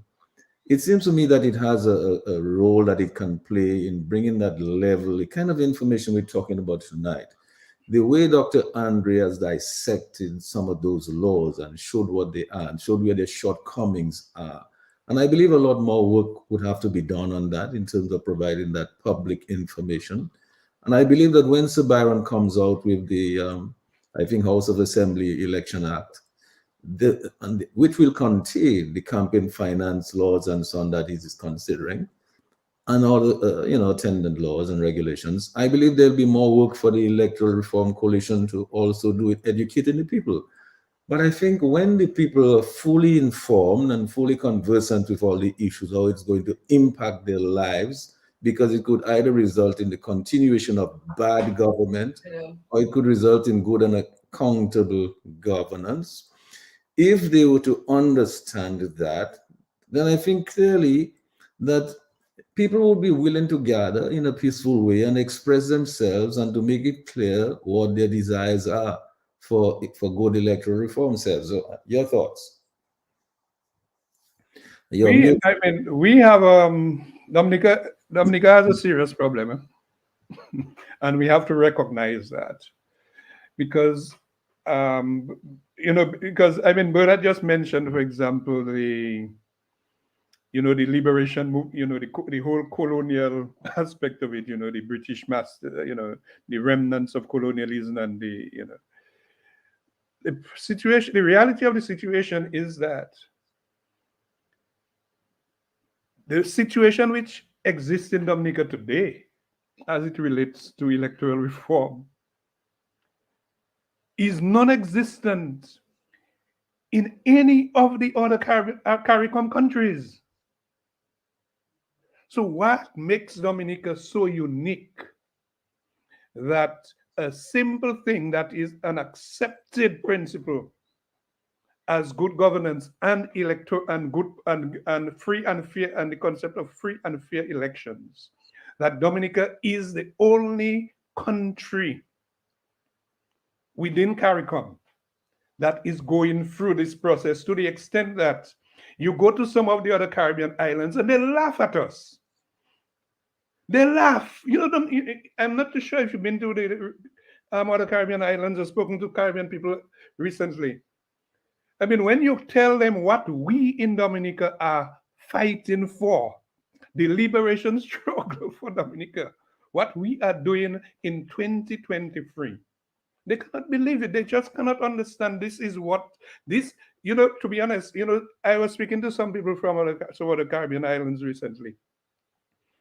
And when I explained to them what was the situation in Dominica, they were totally baffled, because they took it as a fait accompli, that they could not understand that Dominica is so far back with its electoral process, that this is what we in Dominica are fighting for today in February 2023. And it is even more frightening, Mr. G, that we have a young population that is totally disconnected. You do not hear any young people talking electoral reform on the streets, in the schools, or anywhere. If you look and you listen, you could check the demographics of those who discuss and who talk about electoral reform. You have a young population. So there is a lot of work to be done. I mean, in the 70s and in the 80s and in the 90s, we had all these civil society organizations that were able to generate discussion, and you had a youth population that was interested in governance. Today, we have a youth population that is interested in 6 months of CO and party, and they are totally oblivious of the realities of what is going on. And they don't care, because many of them, those at the bottom, for example, get NEP employment, and for them $600 is a lot. Others have their eyes out because they are only looking for an escape. And then you have those who roam the streets, who smoke the joints in your face, and you cannot speak to them about anything. So we have some serious social problems in this, and that we have, and all these things are tied to the whole electoral process in the country. Yeah? So we have a lot of work to do. And what has actually happened over the last 20 years is the total destruction of civil society organization, youth groups, and other organizations. That people, you listen to people calling the radio and running their mouth and saying that should be done. You could just ask them a question: are you part of any organization to bring about change? No. So when you have organizations like NJAM and you have organizations like the Electoral Reform Coalition, with just a few individuals coming together to do things, it's momentous. It's really hard work, because you have to, you do not even have the luxury of the 70s, for example, or the 80s or the 90s, when people had free access to talking point and they could express themselves. The country is totally divided, where you have one set listening to one radio station and another set listening to the other radio stations, and then the politicians enjoy it.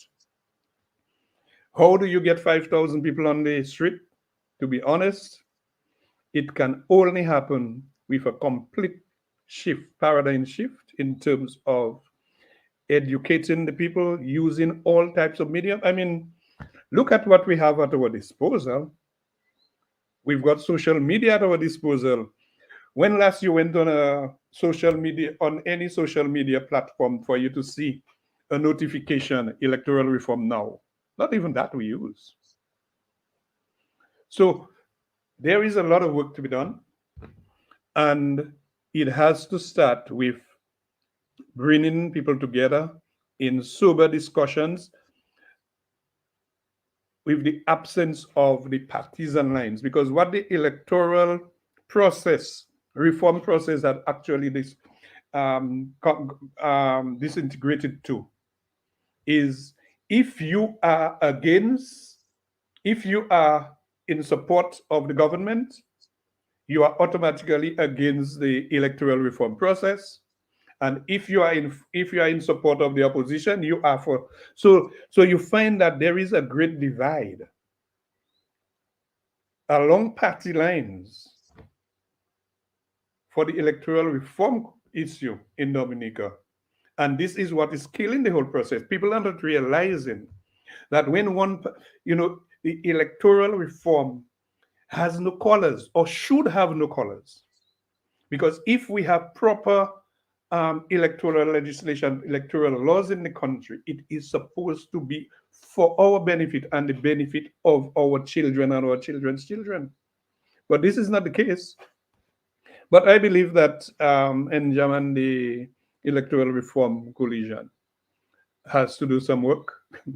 When Fidel Castro landed on the Granma, from Mexico, a number of them, it was just 12 of them survived, just like maybe the disciples of Christ.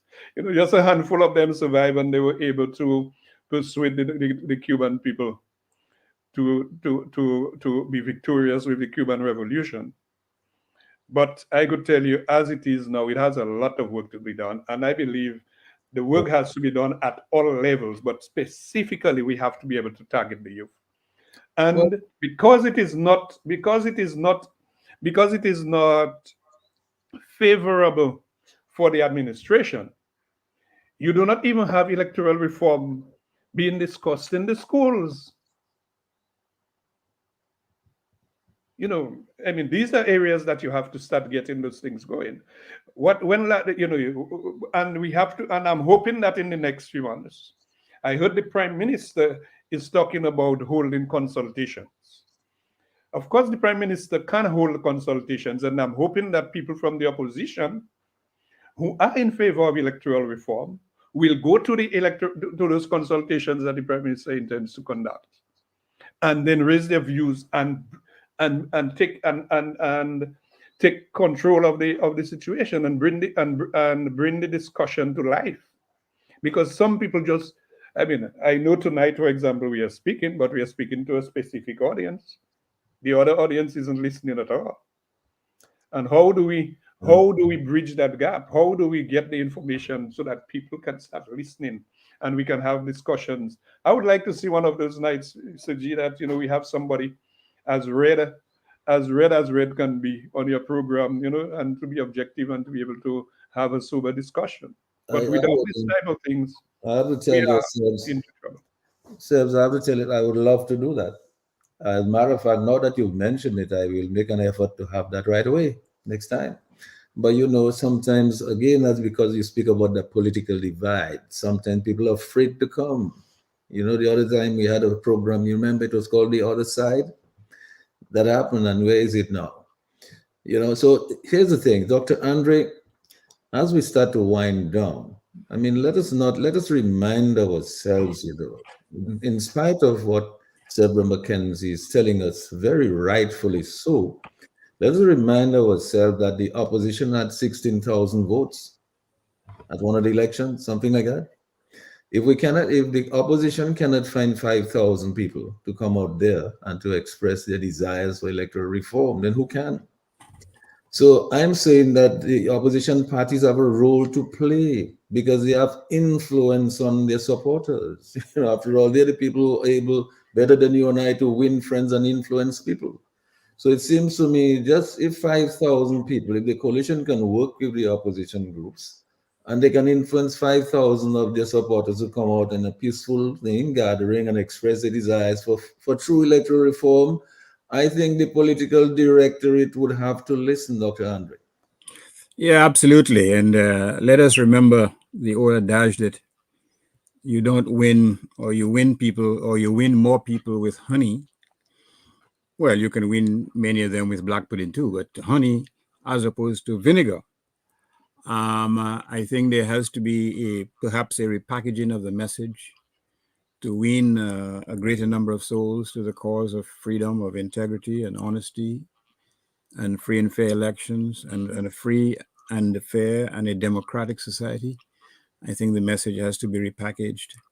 I think how we couch the message will, to a significant degree, determine the success that we have in reaching out to folks, to be quite frank with you.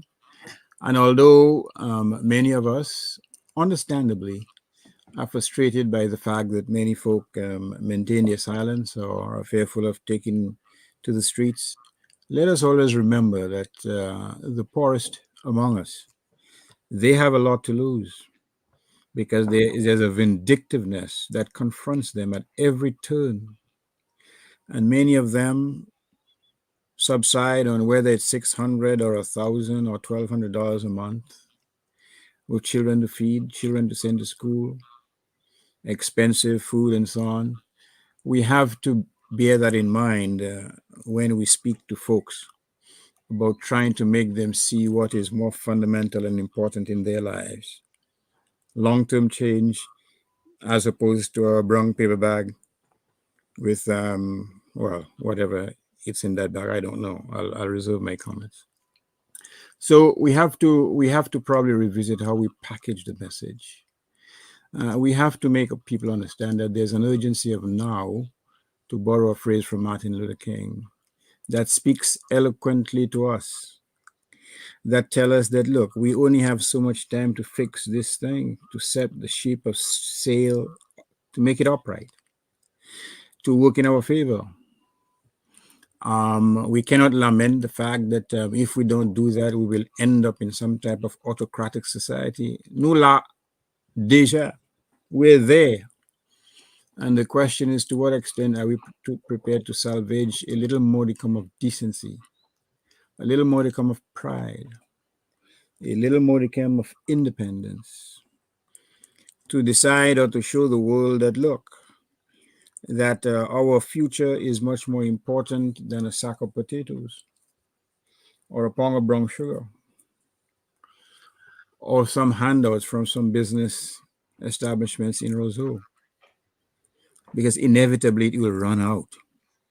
And the point has been made over and over again that whereas the treasury is broke, there seems to be an infinite amount of funds when election time comes up, and an infinite amount of funds that make the folks, give them the ability to hire every DJ, every band, every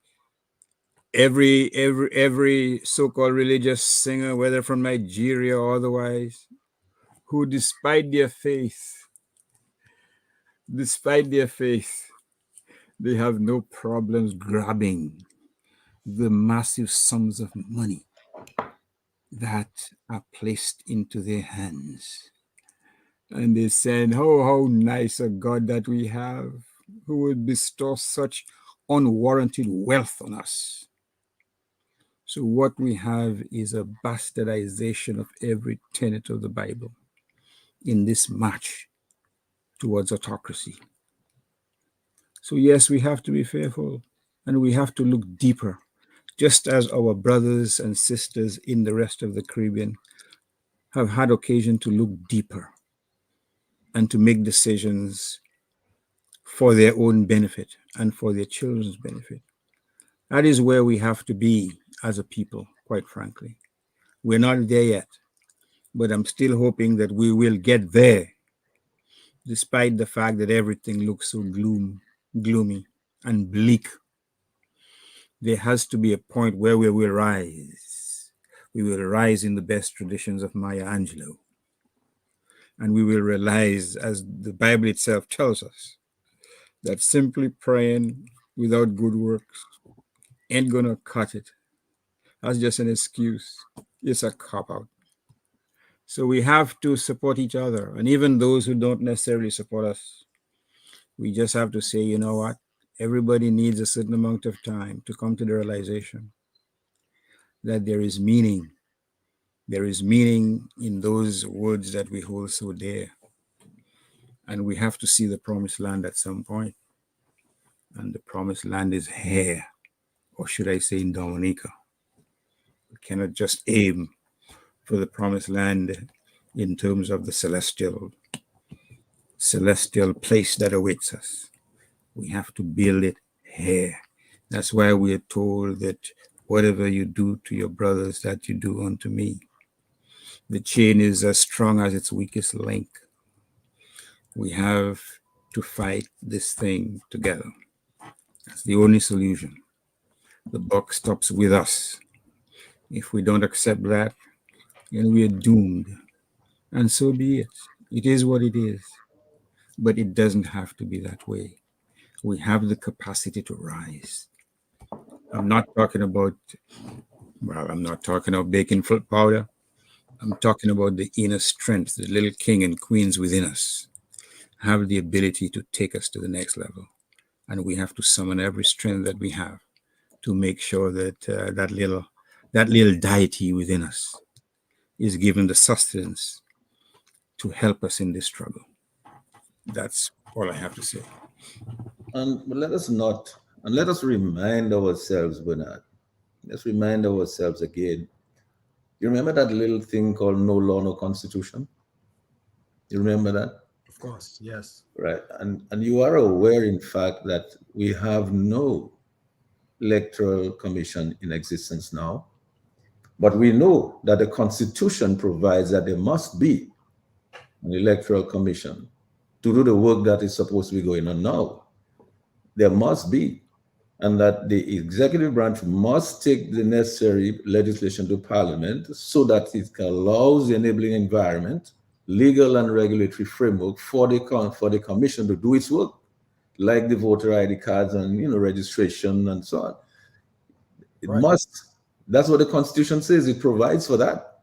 We know that the president has an obligation and is authorized to appoint a chairman, whether or not the party in power, the government decide to name their two.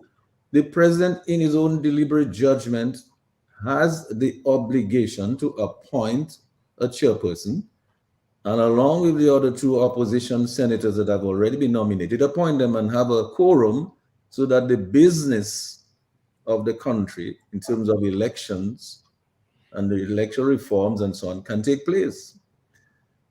But I keep going back to this thing that when there is no law, no constitution, there's something that is higher than the Constitution, Bernard, and that's the people. They call that we the people, right? And the Constitution recognizes that. It starts off by saying we the people. And I'm saying a little thing like 5,000 people in Roseau peacefully expressing their desire for the reforms and for good governance. I think that would help. What are your thoughts, Bernard? Well, I agree with you totally. And that has to be our job. If we're going to be an effective opposition and if we're going to win this next election, then we have to demonstrate that we have the ability to move people. And I think one of the first things we have to do is to move people towards that goal of having effective electoral reform here, let's say before the middle of this year. And to do so, as I stated earlier, we have to go outside the formal institutions that we all agree have been captured by this government. So now we have to, as you rightly said, reinsert the we the people. we must be a living constitution in a way to corral this government. And so that is what I think we're advocating for, to become the living constitution, to become, to use Justice Andrews' term, the deities that must ensure that the spirit of the country is kept alive. And so we must become a living constitution as a living body of men and women to ensure that we win the battle for the soul of the island, as I said earlier. It's a battle for the soul of the island. And one of the biggest battles is this electoral reform. And so we must be present. I agree with you fully that we have to be present in numbers. And there are many things that we have to fight for. And one of those is to raise some hell about this electoral commission, to insist that the Constitution requires an electoral commission to lead this process, to be in place for this process, and that we will not relent on the fact that an electoral commission needs to be in place very quickly. And the other thing that we will not relent on is keep appealing, but more than appealing, keep pressing the president on to do the job of appointing an electoral commission chairman who we can demonstrably show to the Dominican people is an impartial patriot of the island, who is seeking to do the right thing for the island, not somebody who is clearly a tainted political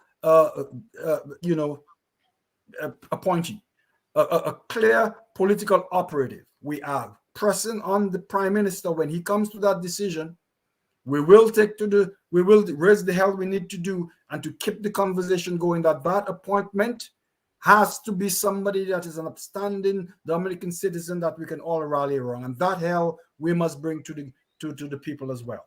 And so those two things, to insist that we have an electoral commission that is in place and operative very quickly without dragging off any feet, and we take no back seat to that demand, and two, to make sure we have a chairman of the electoral commission to demand, or at least to make it very clear to the Dominican people when that demand is not met and some political hack is appointed, to make it very clear to the Dominican people that this is a gross injustice for the freedom that we are fighting for as a people, for every Dominican citizen. That appointment is a gross attack and a danger to our Dominican freedoms. So, Severin McKenzie, the Electoral Reform Coalition. First of all, it looks to me from the conversations that we have had here tonight, you've heard Dr. Andre, you've heard Bernard, and you yourself have mentioned it. It seems to me that the language that is being used when you're discussing electoral reform has to be clear, that people understand what it is that you're really talking about. It is really talking about improving their way of life through better governance that is good and accountable and transparent, and the ability to be able to effect that kind of government occasionally when you need to. So if your government is not working for you, whatever color it is not working for you, you need to change it. And the way you change it is for a good electoral process that allows you to be able to do it in a manner that is fair, right? Free and fair and balanced, okay?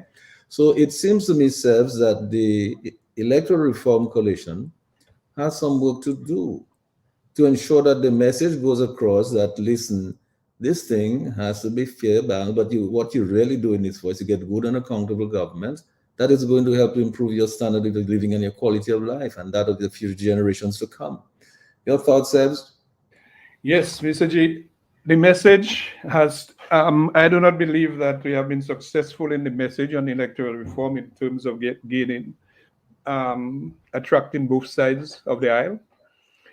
And the work has to continue that to try to influence, to persuade people to understand that the whole question of improvements to the electoral laws in Dominica, the electoral process in Dominica, is for the benefit of every single Dominican.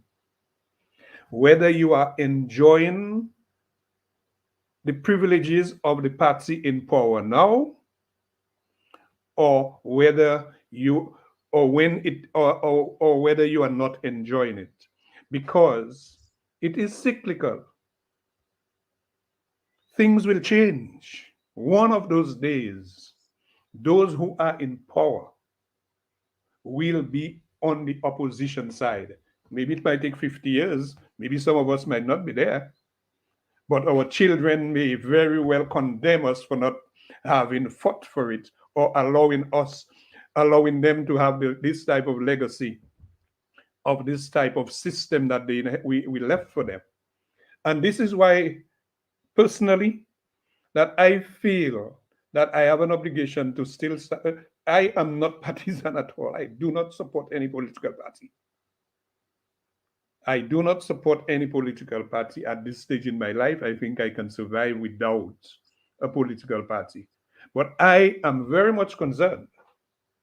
I'm very much concerned that the few more years that maybe the good Lord will allow me to think, that I will have to survive on an oppressive political system, electoral system, which takes away my own dignity, and I cannot enjoy the last few years in at least in a manner that can satisfy the soul.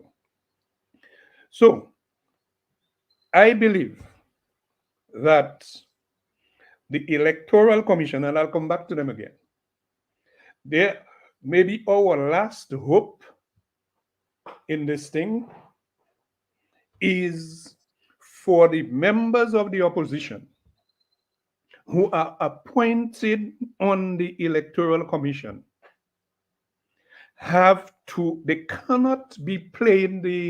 they cannot be just submissive to what is happening with the chairman. They cannot be just, for the last 2 years, you hardly heard anything from the opposition members of the Electoral Commission. Are they afraid that they break the law? Is there a law to break again? Is there a law to break that if the opposition members on the Electoral Commission break their silence and tell people exactly what is happening on the Electoral Commission, are they breaking an oath? Will they go to jail for that?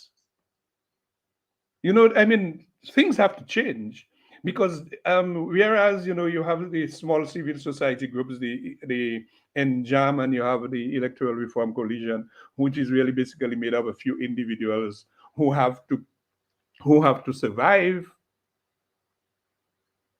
and who are taking the risk because of the type of environment of victimization that exists. But the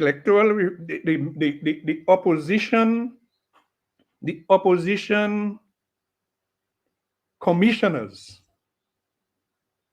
on the Electoral Reform Commission must right now,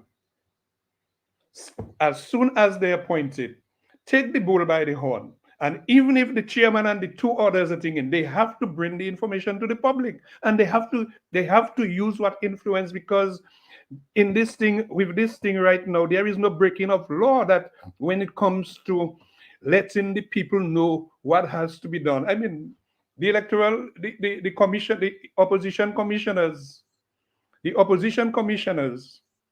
on the Electoral Commission have all the documents of Severin, So what makes them, it puts them in a situation that if the chairman or if the others are saying that it should not be disseminated, that they cannot take their own and take a principled position and say that the people have a right to know and share the information, or they themselves can lead, with my own issues that I have, I'm not too sure I have the energy and the resources for me to go trying to persuade 74,000 Dominicans on what has to be done.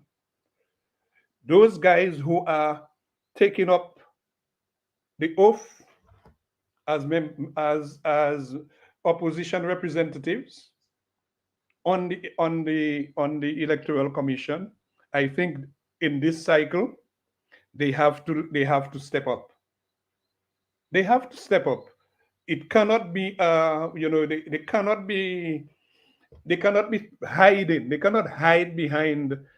They are under oath. Under which oath? Especially in a system that's rotten. So I am placing the responsibility. I'm placing the responsibility the major responsibility on the part of whoever is appointed by the opposition to sit on the Electoral Commission to step up and to assist the ARC and the other organizations in leading the charge for electoral reform in Dominica.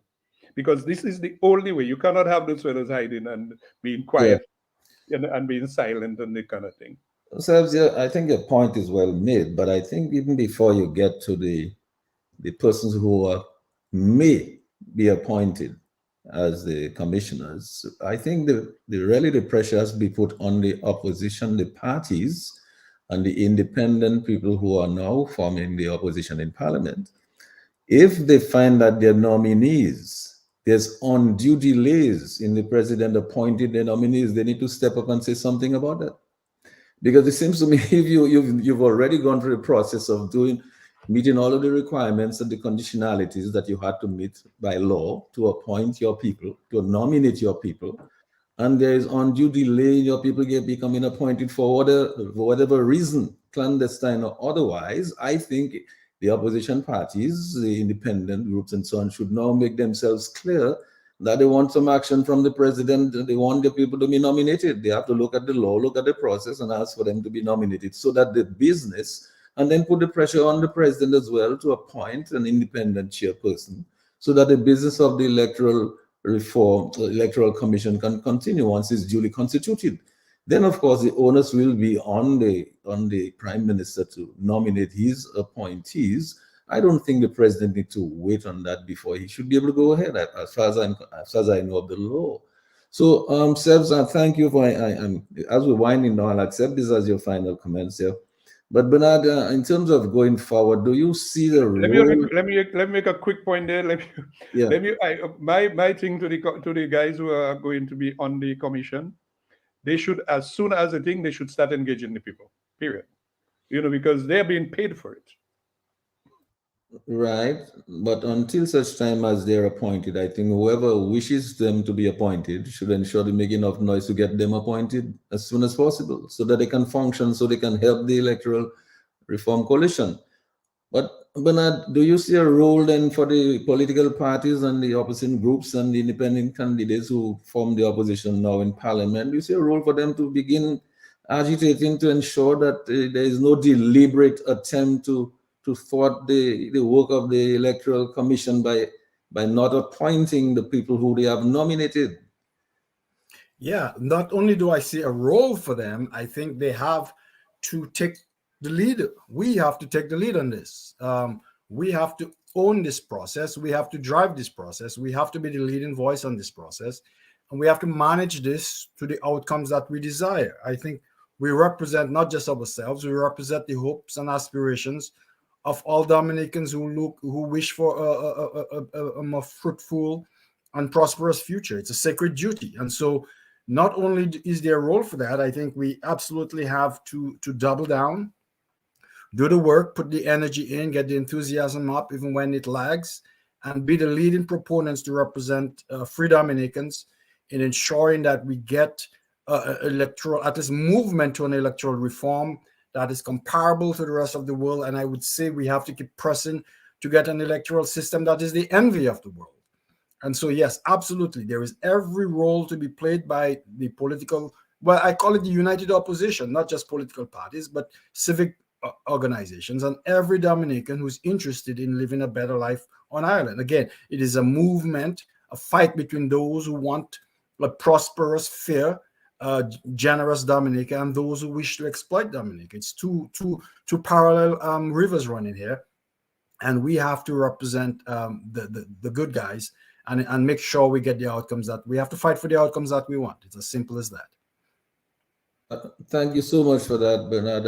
And Dr. Andre, I mean, it's obvious that to me, where the struggle is now is a couple of things. One is to explain to the people in non-certain terms how this electoral reform thing can impact their lives in a very positive way, and how it can result in good governance, good and accountable governance that can help improve the economy, help improve their standard of living and the quality of life.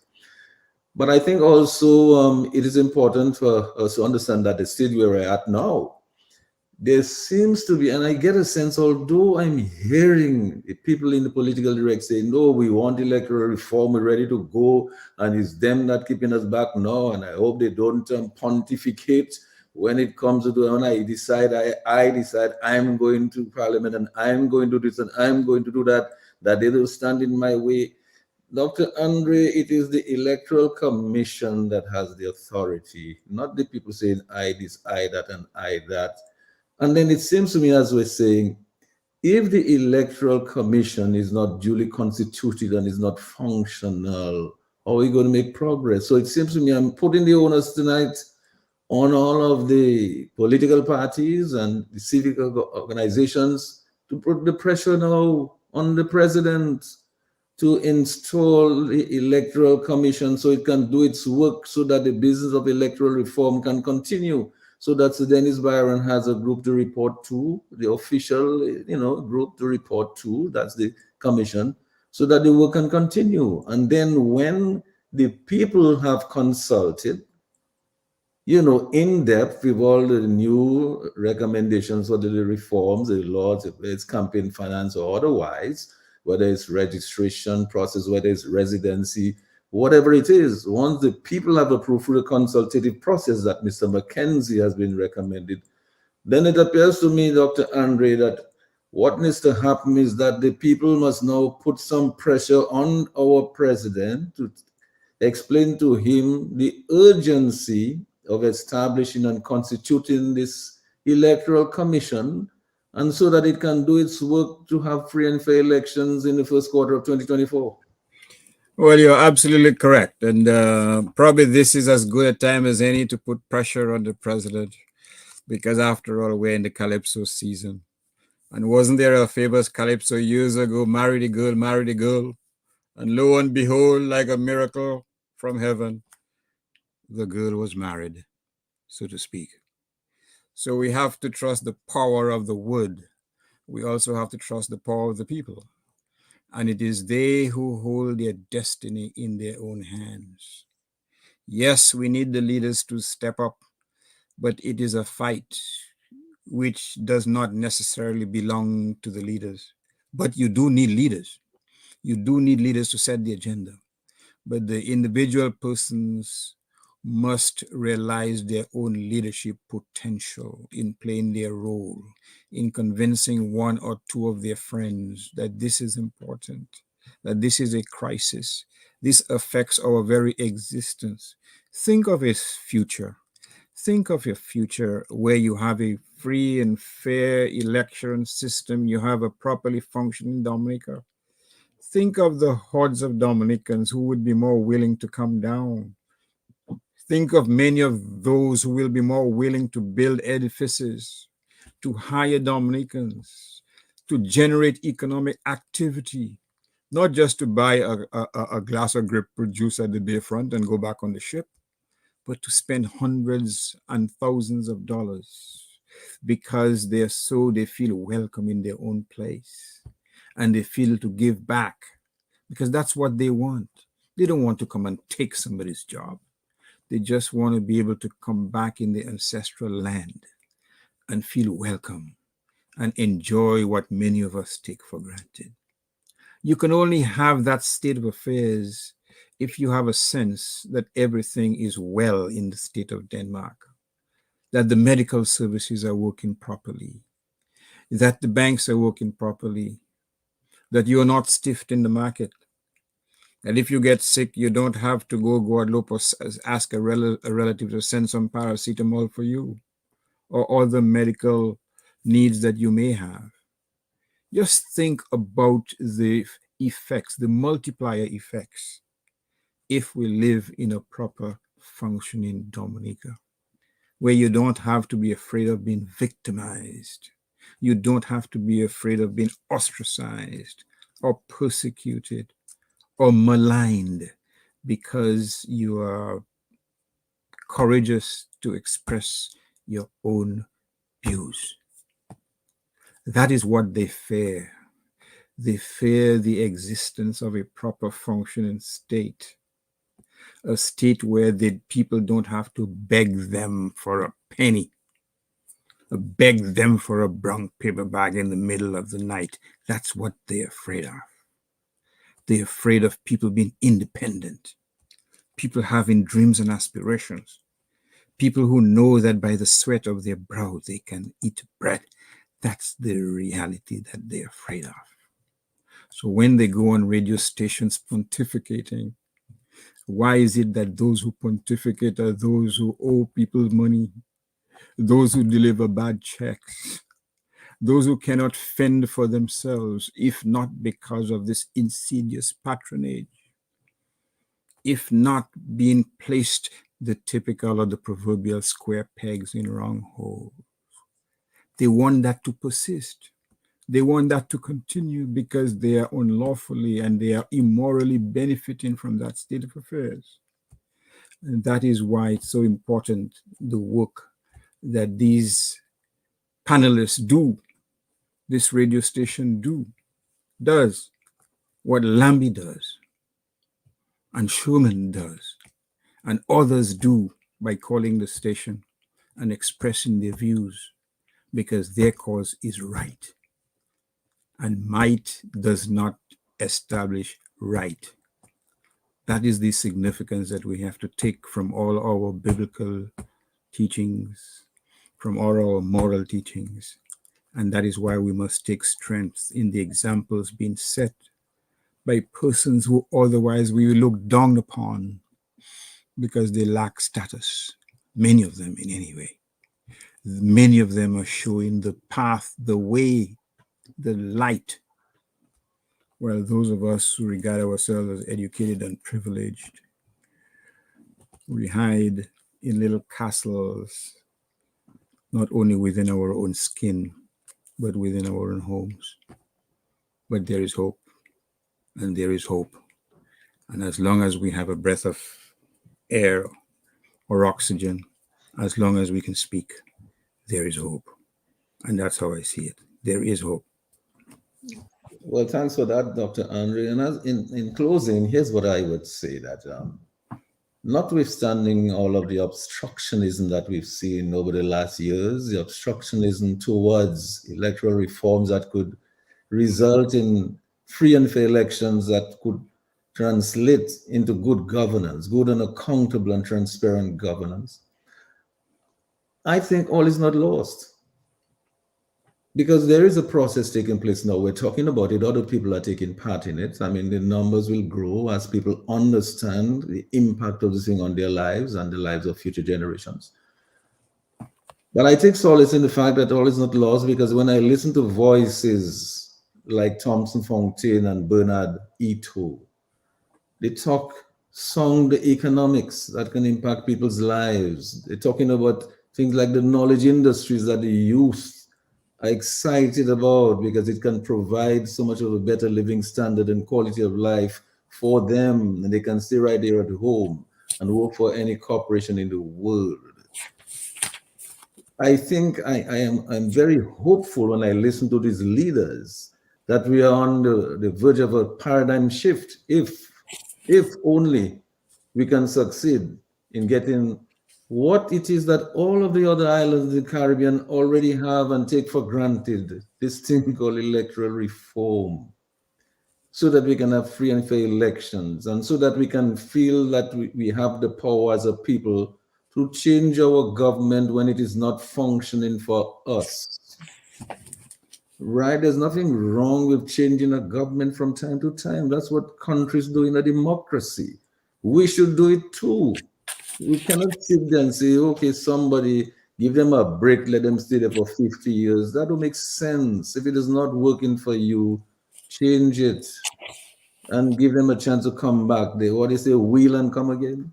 So in closing, that's what I would like to say, gentlemen. I am very happy, delighted to have been with you tonight. I mean, I hope that a lot of explanations went out tonight from Dr. Andre about what is contained in the legislation, what we can expect to see, and I hope that we have also established that the imperative to have the consultations that are needed in order for the people to be fully informed and conversant with what this process is all about so that they can be fully engaged and demand that we must move ahead with the electoral reform so that we can have our free and fair elections.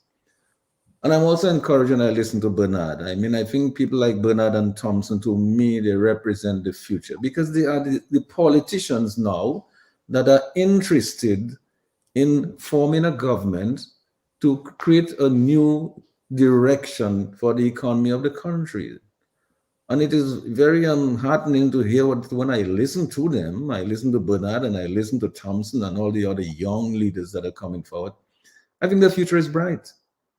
The only thing that people need is an opportunity to be able to establish their own preferences for their government in a manner that is free and fair. And the only way to do that is to establish the electoral reforms that I think that are on the way. They will come. But I think, as in closing, what I'd like to say is this. I think the people of Dominica must understand nobody's going to put it on their lap if it is going to affect their winning legacy. And therefore, they have to take charge of the process and demand what it is that they need and what is rightfully theirs and what is fair for them to have. Because after all the other countries in the region have that same thing already, long before us. So, Nupa Muntu. So this is the point. So, gentlemen, thank you so much for being here tonight. Dr. Andre, thanks a lot for your usual brilliance and your wisdom.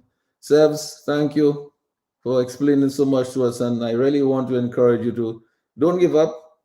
Keep up the strength to do the good work, to fight the good fight, to keep the people together on one playing field. And Bernard, I hope you can really convince your folks out there that the political parties, the leaders, and their teams can go out there and explain to people in no uncertain terms what the whole thing is all about. It's nothing to do with party, but it's to do with people's lives and the soul, as you say, of the nation. So I wish you good luck on that. And let me just finally close by saying that NITCLIF, because I'm the president of that small organization, what we're there for is really to support democracy, support freedom of expression, human rights, civil liberties. I mean, elimination of abuse and so on that impact our democracy and things that pollute our institutions, that they're pillars of our democracy. We would like to see all that changed. And so NITCLIF is willing to support the work of the Electoral Reform Commission if it's going to try to raise funds or do whatever we can within our limited capacity to assist. So, gentlemen, thank you so much. Thank you, Irving. Thank you to each and everybody. Ambi and Sherwin, Great thank job. you for listening. Thanks a lot. Wonderful show. Thanks, everyone. Thank you. Good night. Next time. Good night, All right. everybody. Enjoy the carnival. Yes, and I hope everybody continues. I know Dr. Irving Andre will continue his Valentine's Day when he leaves us here. Sorry we interrupted that. I'm pretty sure that he will continue that once he leaves here tonight. The coconut fiber mattress. The coconut fiber mattress feels very good at this time of the day. Eddie, thank you. Okay. Take care. Good night, everybody. Okay, bye.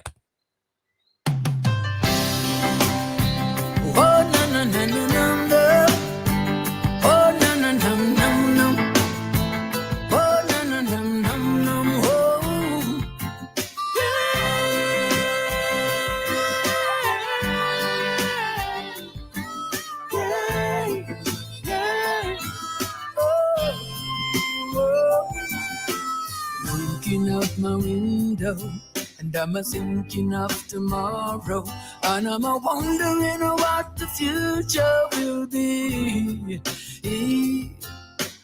Thinking of the children who are the victims of oppression, beaten down by wars and eaten up by starvation.